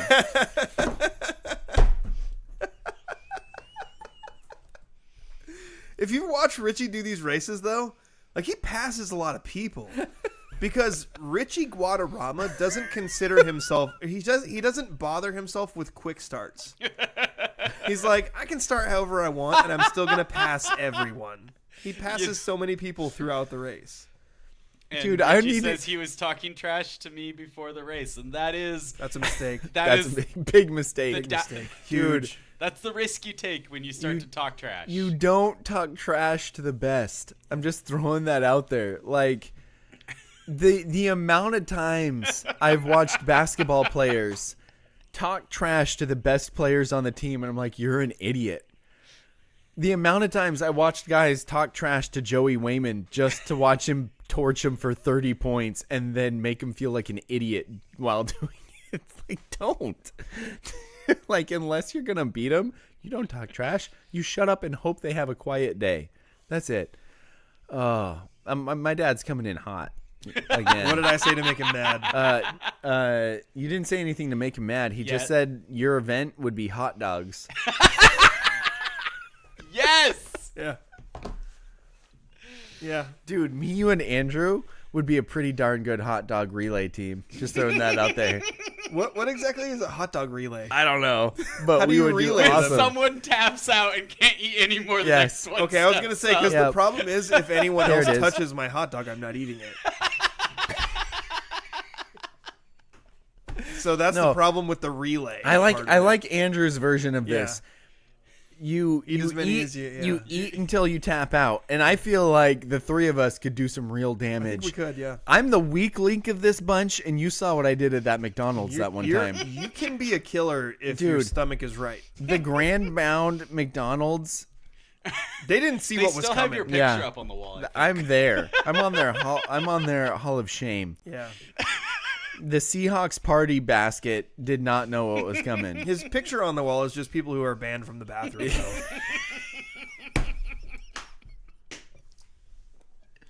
And with that, it's time for the 2-minute drill. Let's go. Huddle up. Gotta hurry. Hey, 2-minute situation. 44 seconds. Hand the ball around. Gonna do it right. 3 jet Buckeye on 1 3. The 2-minute drill starts now. Oh, wait, I read first. Yeah. I wrote this question. You did. After trading Luka Doncic to LA, the Mavs somehow got the first pick. Weird. Against all odds. Justin, how fixed is the NBA? I'm not going to say the games are fixed, but the draft, super fixed. It has been since the 80s when the Knicks got Patrick Ewing and the envelope was hot, if you know, you know. The Mariners have bounced back from 2 bad series and swept a series against a good Padres team. Daniel, which Ners team is real? Let's put it this way. They are one of the top 2 teams in the American League right now, tied with the Yankees, who just took 2 of 3 of them from them. The Padres, second in the NL West, right behind the Dodgers. And the Mariners come up and snag 3 in a row from them. Pitching dominant, great hitting. I think this Mariners team away from home is special. They need to figure out how to win at the ballpark that is the hardest to hit in, when right now they're relying on nukes to win games. The Pacers will face the Knickerbockers from New York in the Eastern Conference Finals. Whoa, this is like retro galore. Bro. And the Timberwolves will face the Nuggets / Thunder. It's the Thunder, actually. That game happened today while we were recording. Okay, face the Thunder. I hope the Thunder lose. In the Western Conference Finals, Justin, which teams do you expect to advance to the finals? I wouldn't have picked these teams to be the teams that even advance to the conference finals. I'm Yeah. actually kind of just excited to see that no matter what happens, there's going to be some new blood. It feels weird to be kind of rooting for a team from New York, but I love Karl Anthony Towns, and I think the Knicks are a fun team to root for. And how could you not want to root for Anthony Edwards and the Timberwolves, and you always want to root against the Thunder? So I'll go Knicks, T-Wolves in the finals. That would be so fun compared to the much of the same over and over again that we've been seeing for the last decade or so. Cal Raleigh is currently tied with Bobby Witt Jr. for second place, behind only Aaron Judge in all of Major League Baseball by offensive BWAR. Daniel, is the rest of the world still sleeping on the Big Dumper? Yes, even the people. Is he still leading the league in home runs? He is leading the American League in home runs. Okay. Well, he's tied for the lead in home runs. Let me say that more awkward. Okay. I'm think the Judge- awkward one here. Judge still has more than Let- him, doesn't he? Nope, because he hit another nuke since then, Andrew. Oh. Right now, in the Major League Baseball, Shohei Ohtani has 16. He's good. And then it's Aaron Judge and Cal Raleigh and Kyle Schwarber at 15. Yeah, those guys are all in the same Well-known tier. ace pitcher Shohei Ohtani. Yes, yes. And then Corbin Carroll and teammates Corbin Carroll and Eugenio Suarez at 14. So glad we traded that Eugenio. guy. Did you guys see the video of Ohtani getting struck out by that position player? Yes, dude, that Where was like hilarious. when the guy, I didn't know who he was. Yeah. But when he throws the pitch, Random backup catcher. he throws That's like who a that is. really high fastball out of the zone. Yeah. And then when it looks like Ohtani's about to swing, he like staggers backwards like, oh my gosh, he's gonna hit it at me. Yes. No, because those weren't fastballs. So he was throwing like lob balls to him. Oh, like an ephus pitch? Yeah, he was doing slow pitch softball and then like running away like you see some slow pitch softball pitchers do. It is the funniest thing. And then he throws like 3 or 4 of those like super slow like ephus pitches. And then he's like, yeah, I was throwing 60s, like 65, 65. And then he throws as hard as he can and throws like an 89-mile-per-hour fastball and strikes out Shohei. And it was like 6 inches up out of the zone. Yes, and you're just like, Oh, the and then caption. he tosses the ball to the dugout. Like, I'm going to keep the ball that I struck out Shohei Ohtani 100%. with. I would Yeah. go ask Shohei to sign it for me afterwards. Absolutely. Would you, if you were Shohei, would you sign it? Oh yeah, dude. If I was Shohei, I'd be 'cause- like the most generous signer of all time. Also, there's no reason to be like embarrassed by that. Like it's such an outside normality Yes, that such a weird thing. yeah. Jorge Polanco also on the top 25 list for home runs in the league right now. He's got 10 nukes. I don't know why. I tend to dislike the butchering of words for like sports things like tutties and ners and what was it? Punchies? Kind of like The punchies yoffs. though. The yoffs. That one's the worst. Yops. Yoffs. You know what it is? I don't like them when they're not good. Like I The can, Euler season. I can get by. I like the ship. That makes sense. I like the M's. That makes sense. I like homers. That makes sense. But I don't like tutties. Why don't I like tutties? Well, you know why? Because it's touchdowns. It's not tud downs. What the heck is a tutty? It's tutties. No. It's TDs. Yeah, but there's. That's what the. But you're throwing a tutties- U in there for no reason. Tutties comes from TD, not from touchdown. Well, what's the tuh from? Tutties. Titties. That's yeah, exactly. Just saying. You ask Gronk to pronounce TD, he's gonna say tutties. Yeah, well, Gronk's character is a couple fries short of a Happy Meal. I'm not saying he is. I'm saying the character he plays on TV is Yeah. a couple fries short Yeah. of a Happy Meal, and he comes up with tutties. I'm really curious about this NBA real quick before we get on to other stuff. I'm not curious at all about the I know. NBA. They're shaving points and they're entirely corrupt. yeah, I but don't know if they're shaving this points. this finals is what? dude. Andrew's about to fight you. I think I might be able to go to the bathroom while Andrew fights you on this. Hold up, you're not guys- sure that they're shaving points? I'm gonna go to the bathroom. Absolutely shaving points. Okay. There I is want to disagree no- with you, but you came in so hot that I think you might have something that I don't know. The idea that they would do all of the other things that we know have happened, Like what? but they wouldn't, like having actual corrupt referees. One, Yes. who also one corrupt referee whose system did not work more than half the time. And the obviously corrupt draft The draft system. lottery, that's the one thing where I'm like, They are shaving points. how? Literally by just calling games. Everything is so subjective. You think they There shaved is points to get no way you could Minnesota ever and prove Oklahoma City into Here's- the this conference is- finals? No, you can't shave points to like dictate outcomes. Isn't that You what shaving shave- points does? No, you shave points to make money in gambling.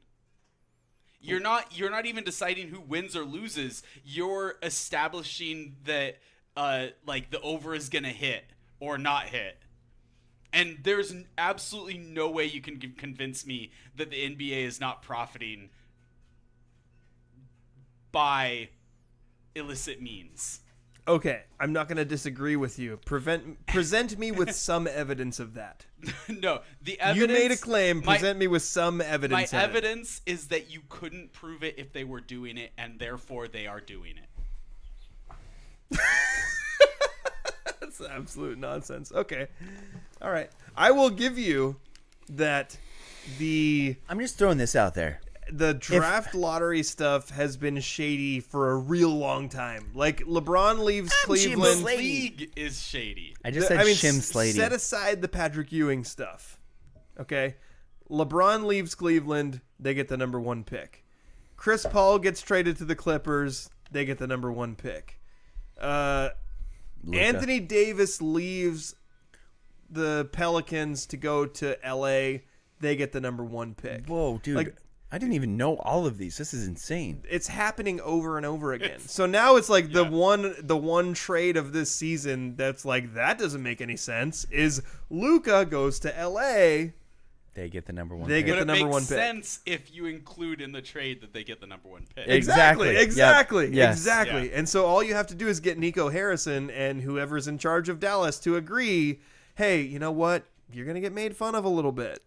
You're going to take some But heat. but you're going to do this, and if you do, we'll make sure you get Cooper Flag. Yeah. Richie, on point. Wait, Wait, did he switch? did you switch accounts? Or is that?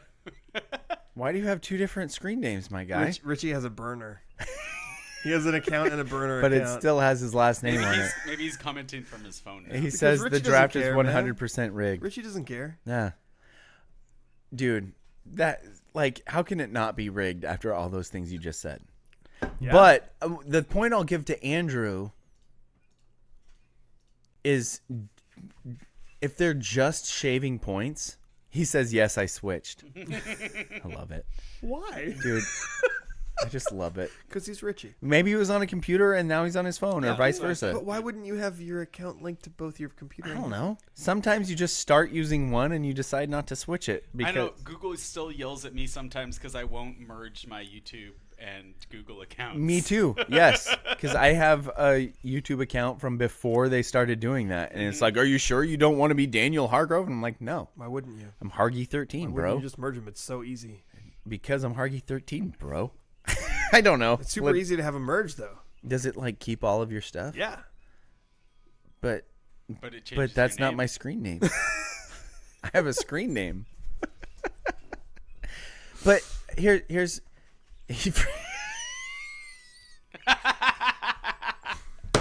Dude, Richie's the realist, man. I forget passwords. I'm so with him on You this. guys would be friends. We'd be best friends. You and man. Richie and Usain Bolt would be friends in like real life, Dude. If there was like there'd be a group chat between Yes. you, Richie, and Usain Bolt, and you guys would all just be relating with each other. Does Richie also love best. chicken nuggets? Because that's what Daniel Hargrove and Usain Bolt have in common.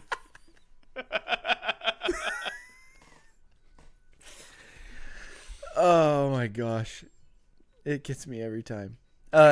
Question: if the NBA was shaving points, but it didn't affect the outcomes of the games, would that upset you? Yes. Why? I wouldn't like the idea that officiating was intentionally affecting the game at all. I cannot understand the viewpoint that it is not happening. It is obviously happening. Support it. Like you made that claim like 5 times. You haven't you supported can't- it once. Your only support is, well, they lie in other areas. No. And It's they that had one bad ref. They demonstrated lying in other areas. One bad ref has already been caught, and there is absolutely no way to prevent them from shaving points. One bad ref admitted to a bunch of stuff that he allegedly did when it was proven that the system he was the system he was using Wait. Yeah. the system he was using was proven to not have worked.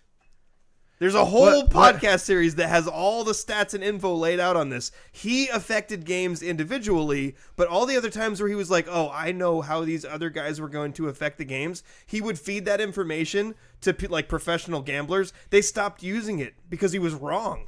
Yeah, like he was a because he corrupt was- ref, but there weren't other corrupt referees. It was one guy. Here's the thing. NBA foul calls and officiating in general is so subjective. Balls and strikes. Balls and strikes are Holding, pass interference. balls and strikes. Every are sport has also these. very subjective. Every sport has these. yes, and Except for my one counterpoint to that is in an NBA game they don't have a little outline so you can see every time they miss a ball in It's a strike. less in baseball. yeah. I would agree. I would concur with that. Okay.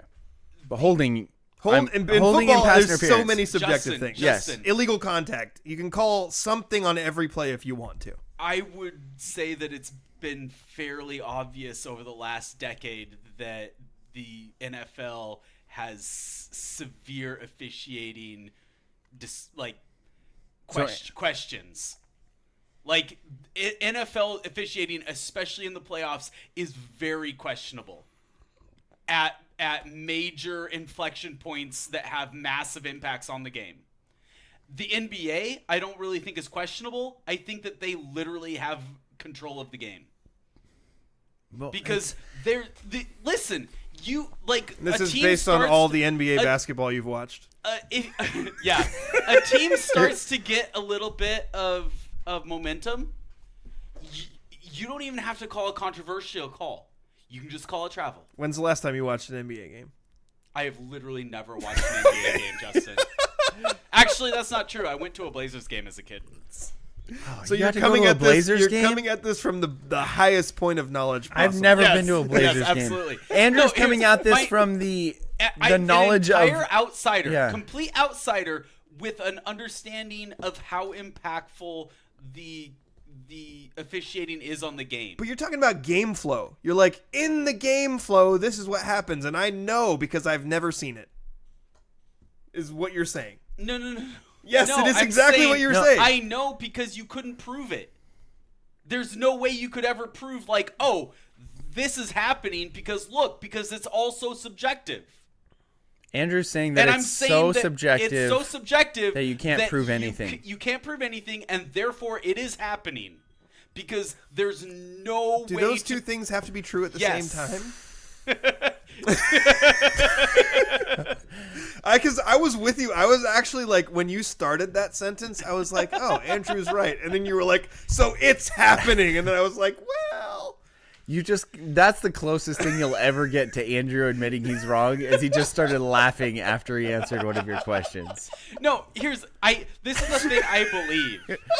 There it is. I acknowledge that I do not know a ton about the NBA, and a lot of that is because I don't find the NBA Who does compelling. Klay Thompson because play it for? is Your so, favorite player? I actually don't know. He used to be a Golden State Warrior, didn't he? Yeah, now he plays for the Mavs, I think. Oh, okay.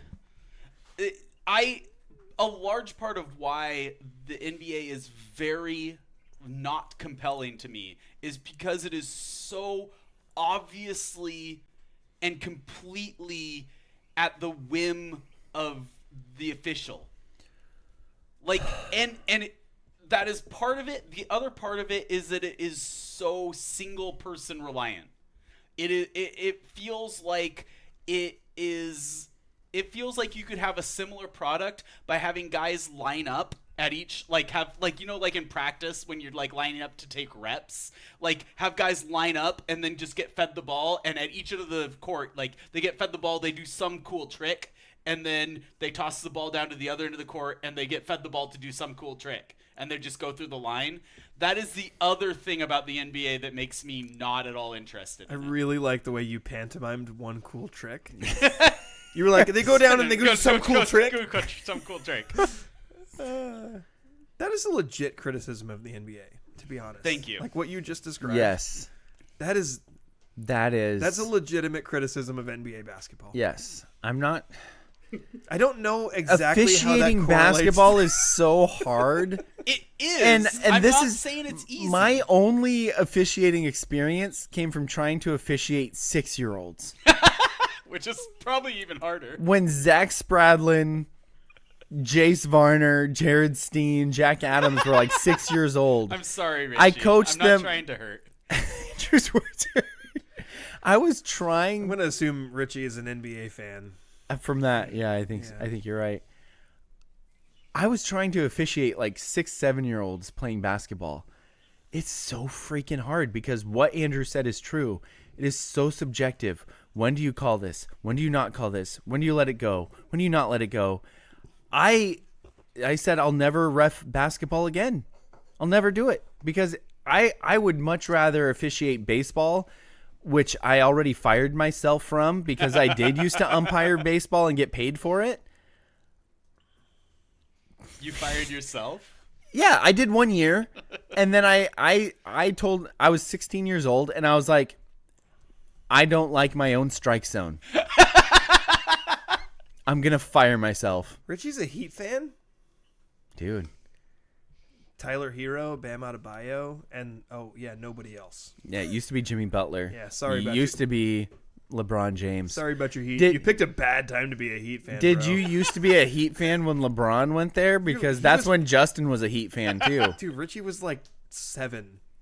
That's when fanships are made for most people, See, that Justin. was, what was that? What year was For that? most people. Was that like 2013? 2016? I'm going to Google it right It now. was. We were doing the show. We were doing the show. I want to say it was like 2016. When did LeBron join? It's it hard says be- join the Lakers. It's hard because That's how old it's we hard are. because LeBron's been playing for a billion years. Yeah. So like which decade of LeBron? Dude, that was 2010. 2010. Dude, that was 15 years ago. Richie, so Richie would have been like 3 years old. Yeah, he was in preschool, bro. Yeah. Yeah. Maybe he was the fan of the Jimmy Butler version of the He Heat. didn't get to enjoy LeBron, Wade, and Bosch on the Not Heat. 1, not 2, not 3, not 4. Oh, Dirk Nowitzki has something to say about that.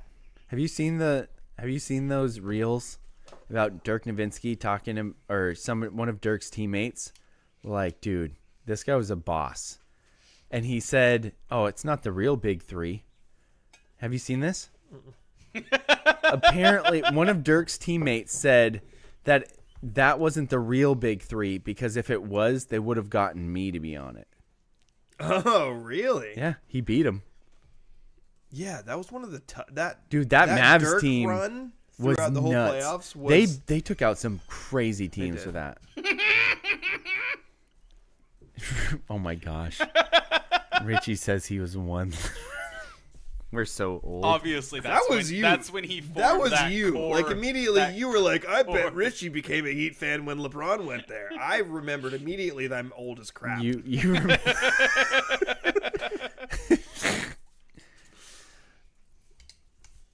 My dad, who's a Blazers fan, says pro wrestling with a ball. Yeah. Is what the NBA is. Yeah, except that pro wrestling. That might be the WNBA. Whoa, snap. Wow. You know Way what? more physical. Before The we- WNBA is way more physical than the NBA. Before we really get in trouble, I think it's time for my favorite part of the show. Whoa. Do you want me to play the intro? Yeah. Serving questions up on a silver platter where the points are made up and the rules don't matter. Time for Stump. Justin. All right, Justin. You have This is a- LeBron Heat trivia. No, this is the game you made up. It's called Know That Mariner from his career path. Oh. But I've got 2 guys for you. Okay. If you get both of them. Oh, hi, Pax.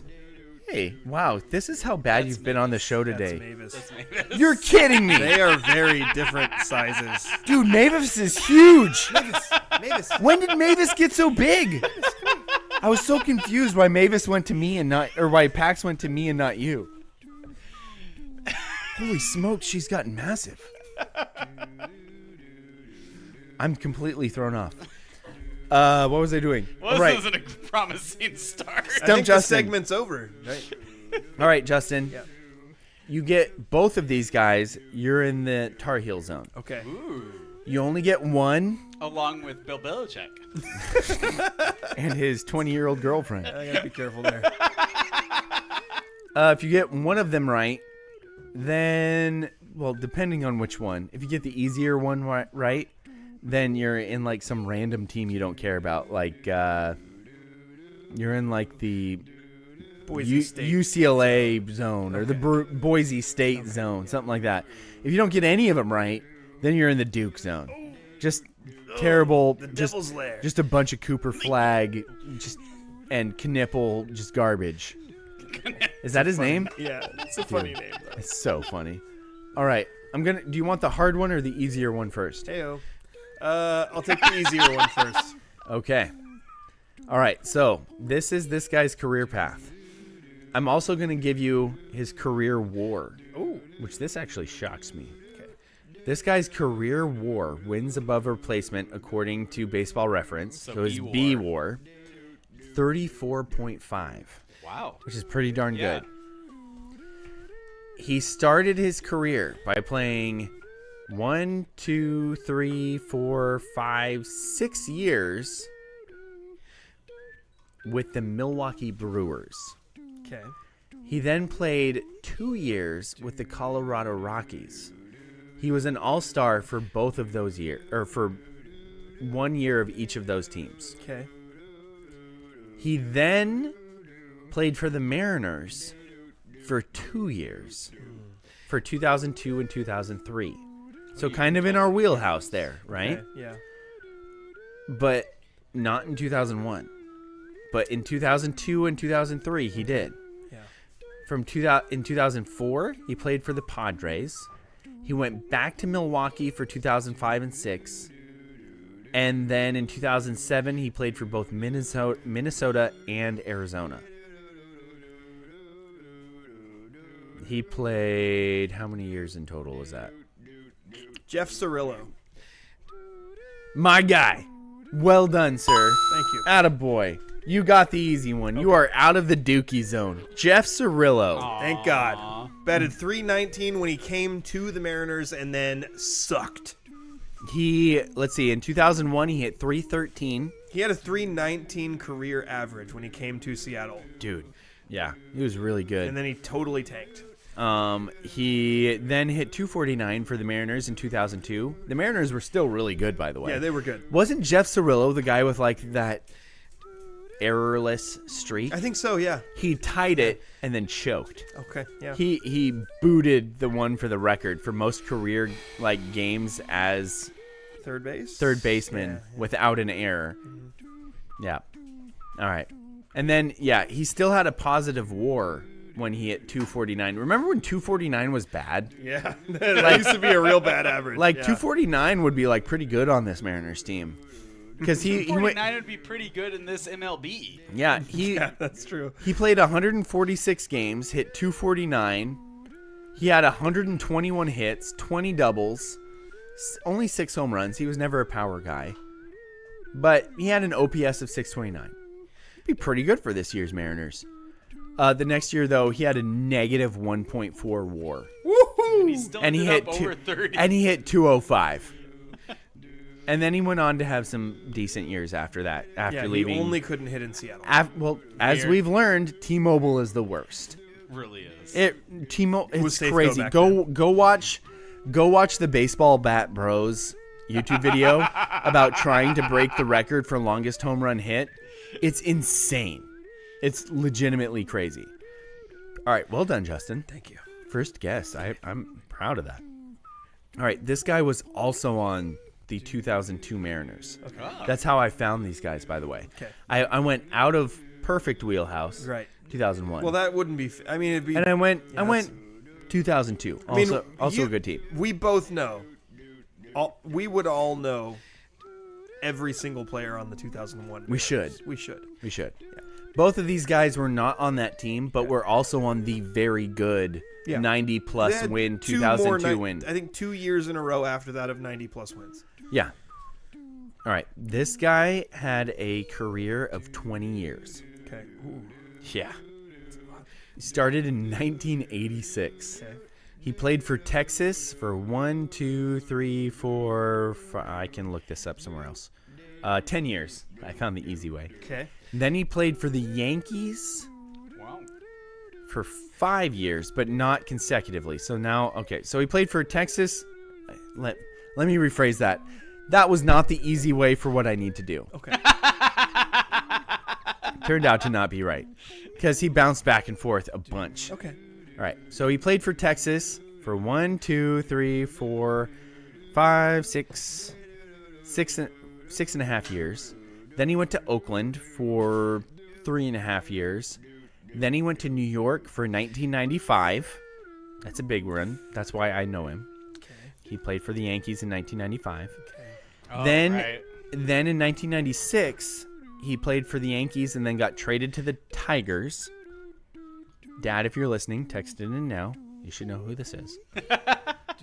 Then in 97, he got traded to the Reds.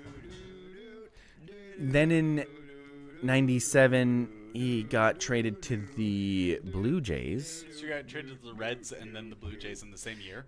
Never mind. So after he played 1 year, half a year with Detroit, started the next year with the Reds, halfway through the year, got traded to the Blue Jays. Started the next year with the White Sox. Okay. Played 2 more years with the Rangers. Oh. In 2002, played with the Mariners. Started the next season with the Rangers again. Then went to the Yankees again at age 37. He's only 37 at this point. Then played with the Yankees until he was 39. And then for his career age 40 year, that was a terrible way to say that. When he was 40 years old, he played with the Minnesota Twins. Wow. Was that his last year? Yes. Is this a relief pitcher? It's not. That's the crazy thing about this. This is a position player. Weird. That's a And kind of amazing career. yes. And I ended up picking him because I was like, oh, this is kind of a fringe guy. No, he played 122 games for the Mariners in 2002. Was he ever an all-star? Yes. He was an all-star, but early in his career. So he was an all-star in 94, 92, 91, and 89. And yet he played until 2006. Now, there's a reason why this was the hard one. Yeah, that's tough. And yet this is a guy that my family know for like one reason in particular. He's a Beaver. No, he's not a Beaver. That was a very good guess. So I've had a lot of names pop into my head throughout the course of that. I had David Bell, obviously not David Bell. Remember, he only played for the Mariners for that 1 year. 1 year. It's not Raul Ibanez. Nope. Obviously didn't. He played for the Mariners multiple years, and it was later.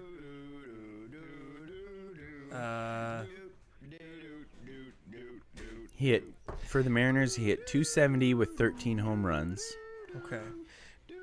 60 RBIs. Again, played 122 games.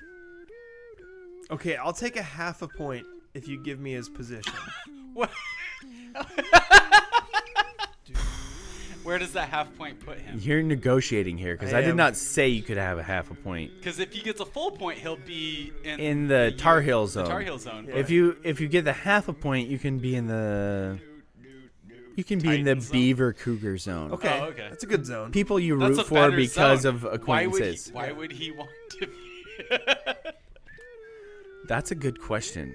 Do you want his position when he played for Seattle in 2002? Yeah. I'm going to have to try and find that. I want to say Don't- left field. Oh. If it's different, then that'll give him a lot of information. Is it Al Martin? It's not Al Martin. I don't think Al Martin was on the 2002 team. No, that was later. Here, let me see if I can find his. How do I even find that? How many guesses does he get? 1.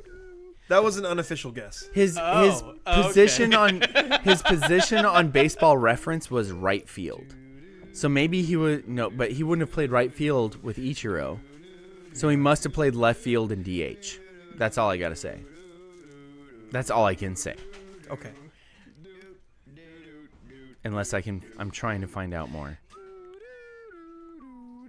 I have no idea. Fred McGriff. Ken Griffey Jr. Where's it show position? Actually, oh, here we go. Yeah, he played mostly left field and DH. A lot of DH now that I'm looking at it. Okay. Left field and DH. Justin's fourth guess. I haven't guessed yet. Those were all Yeah, you unofficial guesses. Those were guesses. This is Justin's fourth unofficial guess. And a lot of pinch hits. So he pinch hit a lot, he played left field a lot, and he DH'd a lot. Like, I can't say, like, it, yeah. Left fielder, DH, pinch hitter. Yep. I fold. I don't know the answer. It is Ruben Sierra. Oh! My dad sent a text. You said the Yankees, Yeah. and I didn't get it. My dad sent in a wrong answer as well. So my What- dad should have got this, and he What did didn't. your dad guess? He guessed Danny Tartable. Tartable. Get out of here, Dad. I'm not even sure if he ever played for the Mariners. Yeah, I expect wouldn't better. doubt your dad there. I would bet he's somewhere in there. Well, he also spelled his name wrong. I forgot that Ruben Sierra played for the Mariners. Right? For But when 1 you year. said that he was at the Yankees in '95, Yes. Oh, I'm wrong. Danny Tartable started out his career with the Yankees. Or with the Mariners. Oh, okay. Yeah. I was gonna say that's the thing. I would. Do you feel bad, Justin? Actually, yeah, I do. Dude, I'm so glad you feel bad. 95 Yankees is kind of triggering for me. Yes, and right. so Right? I was like, how am I forgetting who was on that team Yes. that played for the Mariners eventually? Yes. And Ruben Sierra, that was such like a flash in the pan. Yes. In Seattle that I totally forgot he played there. Dude, wasn't that a good pull? That was good. Like, I feel Good kind of job. proud for both of those guys, and I'm proud of you for getting Jeff Cirillo right off the bat. Thank you. Well done. I don't feel good about that Ruben Sierra thing. Dude. That's not a good I feeling. recognize Jeff Cirillo's name. I don't even recognize Ruben Sierra's name. Dude, the reason why Ruben Sierra is like a household name in my household is because we have the like little mini documentary of the Mariners 1995 season, and in Game 2 of the American League, what's not divisional, but Championship Series? No, divisional series. Divisional series. The Mariners were beaten largely because Ruben Sierra hit a home run, maybe in extra innings, maybe not, but he hit a home run at Yankee Stadium, and he did this like dance, like something you would expect from like nowadays baseball. Like he hits a home run and he does this. Like for the video watchers, he goes like he hits it and then he goes like down the sideline. Oh, like tugging on his shirt. Like doing this big old dance. Ruben Sierra is such a good name for that like nostalgic 90s baseball game. Yes. Where all you do is just name people. The best part though, Ken Griffey Jr. hits a nuke the next day and starts doing this hilarious like dance in the dugout mocking him. It is brilliant. Yeah. It's so funny. And then he became a Mariner later on. When I think back on it Briefly. now, Yeah. As a The- DH. And pinch hitter, left fielder. Yeah. I only feel shame Shame. because he was part of that 95 Yankees team Yes. that I really should know because of how many times I played that baseball video game as the Mariners and Again, played against the yes. Yankees over and over again so I Yes. could smash the crap out of them. Yes. I don't feel good about this. I don't like this segment. Dude. Can we not do it in the future? This could have worked out perfectly. Is this what you feel What like? zone was Justin Sometimes He is in some kind of the neutral. He's in Some like the kind of Stanford. neutral. He's in like the Stanford zone. You know, one of those Is it- classic I ACC feel like teams. Maybe he could be in the NC State zone. No. I got Jeff Cirillo. Oh, maybe Yeah, it is so NC you got State. out of the Duke zone. Yeah. The problem was, Andrew, I only had 3 zones. Yeah, I know. Had I known that he was going to create his own 4th zone, I did guess like 5 times. That wasn't a shot at you, Daniel. I was Yeah. just trying to make sure Justin felt uncomfortable. I about appreciate his it. Zone. yes. Well, usually I just make situations uncomfortable. That's, oh my gosh. Awkwardness Dude, that's is true. Yeah. We got to talk more about that off We the air. do refer Justin commonly as the uncomfortable situation. I don't care if we talk about it on air. Dude, wasn't there... It's part, Daniel, I think we nailed it. It's just part of who I am. It is. And I'm leaning into it. So, Andrew, today at church, Justin was introduced to Riker Scott, local Aberdeen athlete. Yeah. We definitely know who he is. We also know his dad, Buzz, who puts on the Brew Crew wood bat tournament every year. Definitely, we've had our share of situations with my family and him because that one year Jimmy had his complete meltdown. Yeah, that was You interesting. didn't have to bring that up. I'm sorry. Why did I bring that up? Who knows? We love Buzz. Buzz does a lot of great stuff Buzz for is us great. and We also the love community. Jimmy. Yeah, that's true. We do also love Jimmy. Good call. But anyway, Justin's introduced to him, and Justin just goes, "I'll let you take it from here, man." So this is at church, and I'm kind of walking up to the front because the pastor's son, Luke, is part of the Aberdeen baseball team, and I was trying to congratulate him for making it to the state tournament. Yeah. And I was telling him, "Oh yeah, good job! I'm proud of you, man. It's really great." Hold up, and are then, these cookies something that we can have? Yeah, you can have. Have they been here this whole time? Yeah, they Yes, have. they have. So You're a terrible person. Luke's mom. You're You welcome. knew that the whole time? I did, yeah. I was trying to resist the temptation to eat them. Luke's mom was like, "Oh, Justin, have you met Riker Scott?" And my response was, "I know who you are." Which is kind of funny. That's then- gotta make. Wait, Yeah. no. And Andrew. then That has to make a kid feel good. Until you well- realize what happened next. Okay, what happened next? So He didn't say anything else. So Riker kind of looked at me with this like, "Okay, look," and I didn't say anything. Okay, and then that makes it worse. Yes. as the ever I was helpful, thinking as a kid, like some Well, adult I who's didn't like, even- "Hey, I know who you I didn't are. even- You're this person." initially I didn't even elaborate on how I knew who he was. I just told him I knew who he was. And then the and ever he said it in like oh, you're a terrible person, kid. and I then know who you are. Yeah. the ever helpful Janelle was like, "Oh, Riker, Justin has a local sports podcast. He's on the Scrimmage." And I was like, "I'm just a middle-aged guy who watches high school sports." Way to And make what we do sound as creepy as possible. I also would love to say that there was more conversation after that, but there really wasn't. I kind of just walked away. Daniel, you have a lot. You need to go repair this relationship. You see what happens when I'm not next to Justin? With So the many show. times that I'm like, I wish Daniel was here. We don't need the relationship with Justin isn't important, but we need to repair the relationship with the show. At least Dude. when Jane Roloff made us cookies and brought them to me in the stands at a track meet, at least Angel was there. Thank goodness.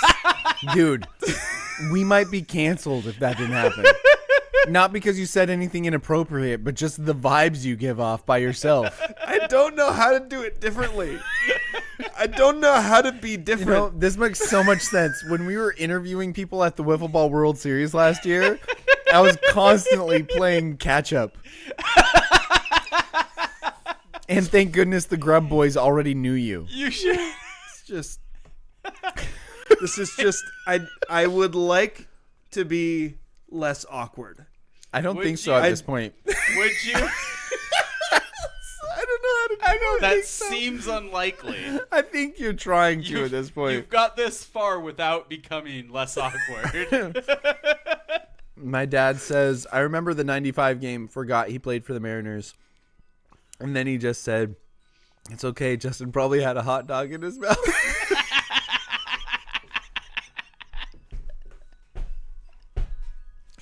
My dad's leaning into that one.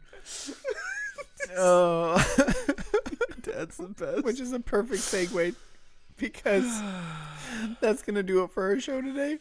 So Also, I'm going to skip a work event that I'm supposed to be organizing for the Wiffle Ball World Series. nice. Like, Ooh. Hey, I think I'm I'm going supposed- to be there for the Wiffle Ball World We're all Series. going to be there. I'm literally supposed to be helping with this event. It's a golf tournament for work, and I'm going to be like, nah, guys, got something too important I going on. texted the old gang and asked them if they want to have their team again. Yeah? I got 2 positive responses so far. Out of 4? Well, 5. But I think Am I part of the old gang? You didn't text me. No, you're not part of the old I gang. said I'm definitely not part Who's of the old gang? It's Tice, Bodie, Peyton, Camden. Who am I forgetting? Are we gonna have Dude, a if I get- legends? Are we gonna have the scrimmage legends? Dude, if I get knocked out of the competitive gang, I can't predict you, man. We put you on the young guys team, and you're like, "Oh, I wanted to play with you guys." And then we put you on our team, and you're I- like, "Oh, I want am to play I with the." washed up? dude, just throwing this out there, I say that to be nice. I know. I want to play with the young guns, I man. know you do. But wait, They hold love on. having you on the team because they're all like, "Well, Daniel just does whatever. Like he sits while we play defense." Hold on though. Hey, I pitched some good innings last year. Justin's not talking about a young guns. He's talking about a legends. That's- Well, yeah, because they're all not young anymore. Well, they're all in college. the They're other all in option college. is to scrape together all the NIL money we have and let the Grubs form their own team under our Ooh, you know what? I would. sponsorship. I would that be. we had a no grubs rule. Yeah, but we would violate it. we would risk. Andrew, my vote is we would risk. Like having to go through whatever sanctions the NCAA always did when they threatened people to win. Because I would also say I'll not be on that team. If they want to pick their own team and win us a ship for the scrimmage, we can just go full Miami Heat and just start buying players. I'm good with it. And Daniel will play for the Legends team. I'll hang out with you guys. We need to get a collective together to build up our NIL collective a little bit and just have more funds to spend on whoever we want. Well, could you imagine if we had a Grub team under the Scrimmage logo and then us with I me dreamt on about it? it last night. With Not with me, you on it, though. No, if we had and then another team with me, you, Andrew. Maybe we buy off my brother. I mean, Jeremy Walker, who played for us last year. Yeah, we wouldn't be good. Yeah, you're probably right. Yeah. But if we didn't have to play against the Grubs, we might be. Who else we got to beat? St. James Gate? Dude, we can take down St. James Gate with Daniel, that squad. I played last year. I was so bad. Yeah, but you didn't have me on your team. I pitched really well, though, actually. Yeah, but who's your second pitcher?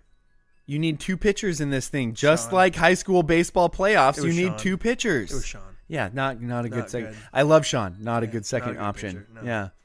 Yeah. I pitched quality. Who's I our was going to say second minutes. option here? Because I don't think I can pitch. No, it's me. Oh, you are the. Oh, I'm okay. on your guys' okay. team this year. Oh, okay. Or Jimmy. I thought Actually, you if we had Jimmy, we'd have 3 options. Yeah, I think so, yeah. We You just guys have to might both be manage some better than me. egos because you would have to manage Jimmy and I's ego. No, I would be willing to let you guys pitch. I'd be fine with that. Oh, wow. You're really managing egos. I'm old, man. I'm almost 40. Yeah, but you're a good pitcher. What if you're a better option than I am? Yeah, I probably am. Yeah, you know what? You're out. Me and Jimmy. That's a correct choice for egos wise. Let Jimmy pump gas. Like we're in Oregon. Can't pump your own gas.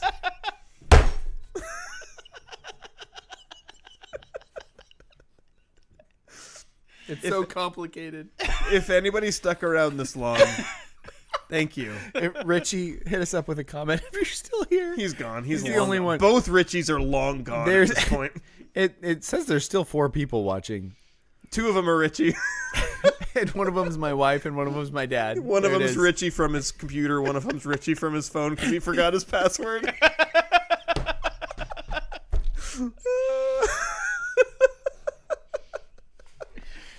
That's going to do it for my show today. My show. Did I say my show? Speaking of egos, My show. that's going to do it for Daniel's show today. So for my trusty co-host, Daniel, if I were Shohei Hargrove, I'd have my own show. And Daniel's co-host Justin, my track event is Hot Dogs Domashevitz. and our trusty co-host, producer / co-host / producer, Andrew, the NBA is obviously shaving points. Gross. I stand by it. Thank you for listening to my show, The Scrimmage. Richie said he's here, but is only one of him. Richie, next time listen from then- your phone and the computer. And then we immediately had somebody else drop off. Also, my wife texted me saying she's watching, so that's comforting. Oh, so it's my wife, your thank wife, you, Richie, everyone. and my dad. You know, if it wasn't for Richie, we'd be screwed. Thanks, Richie. Thank you, Richie. Yeah. Also, one of these days, Title we'll of the name you- show. One of these days,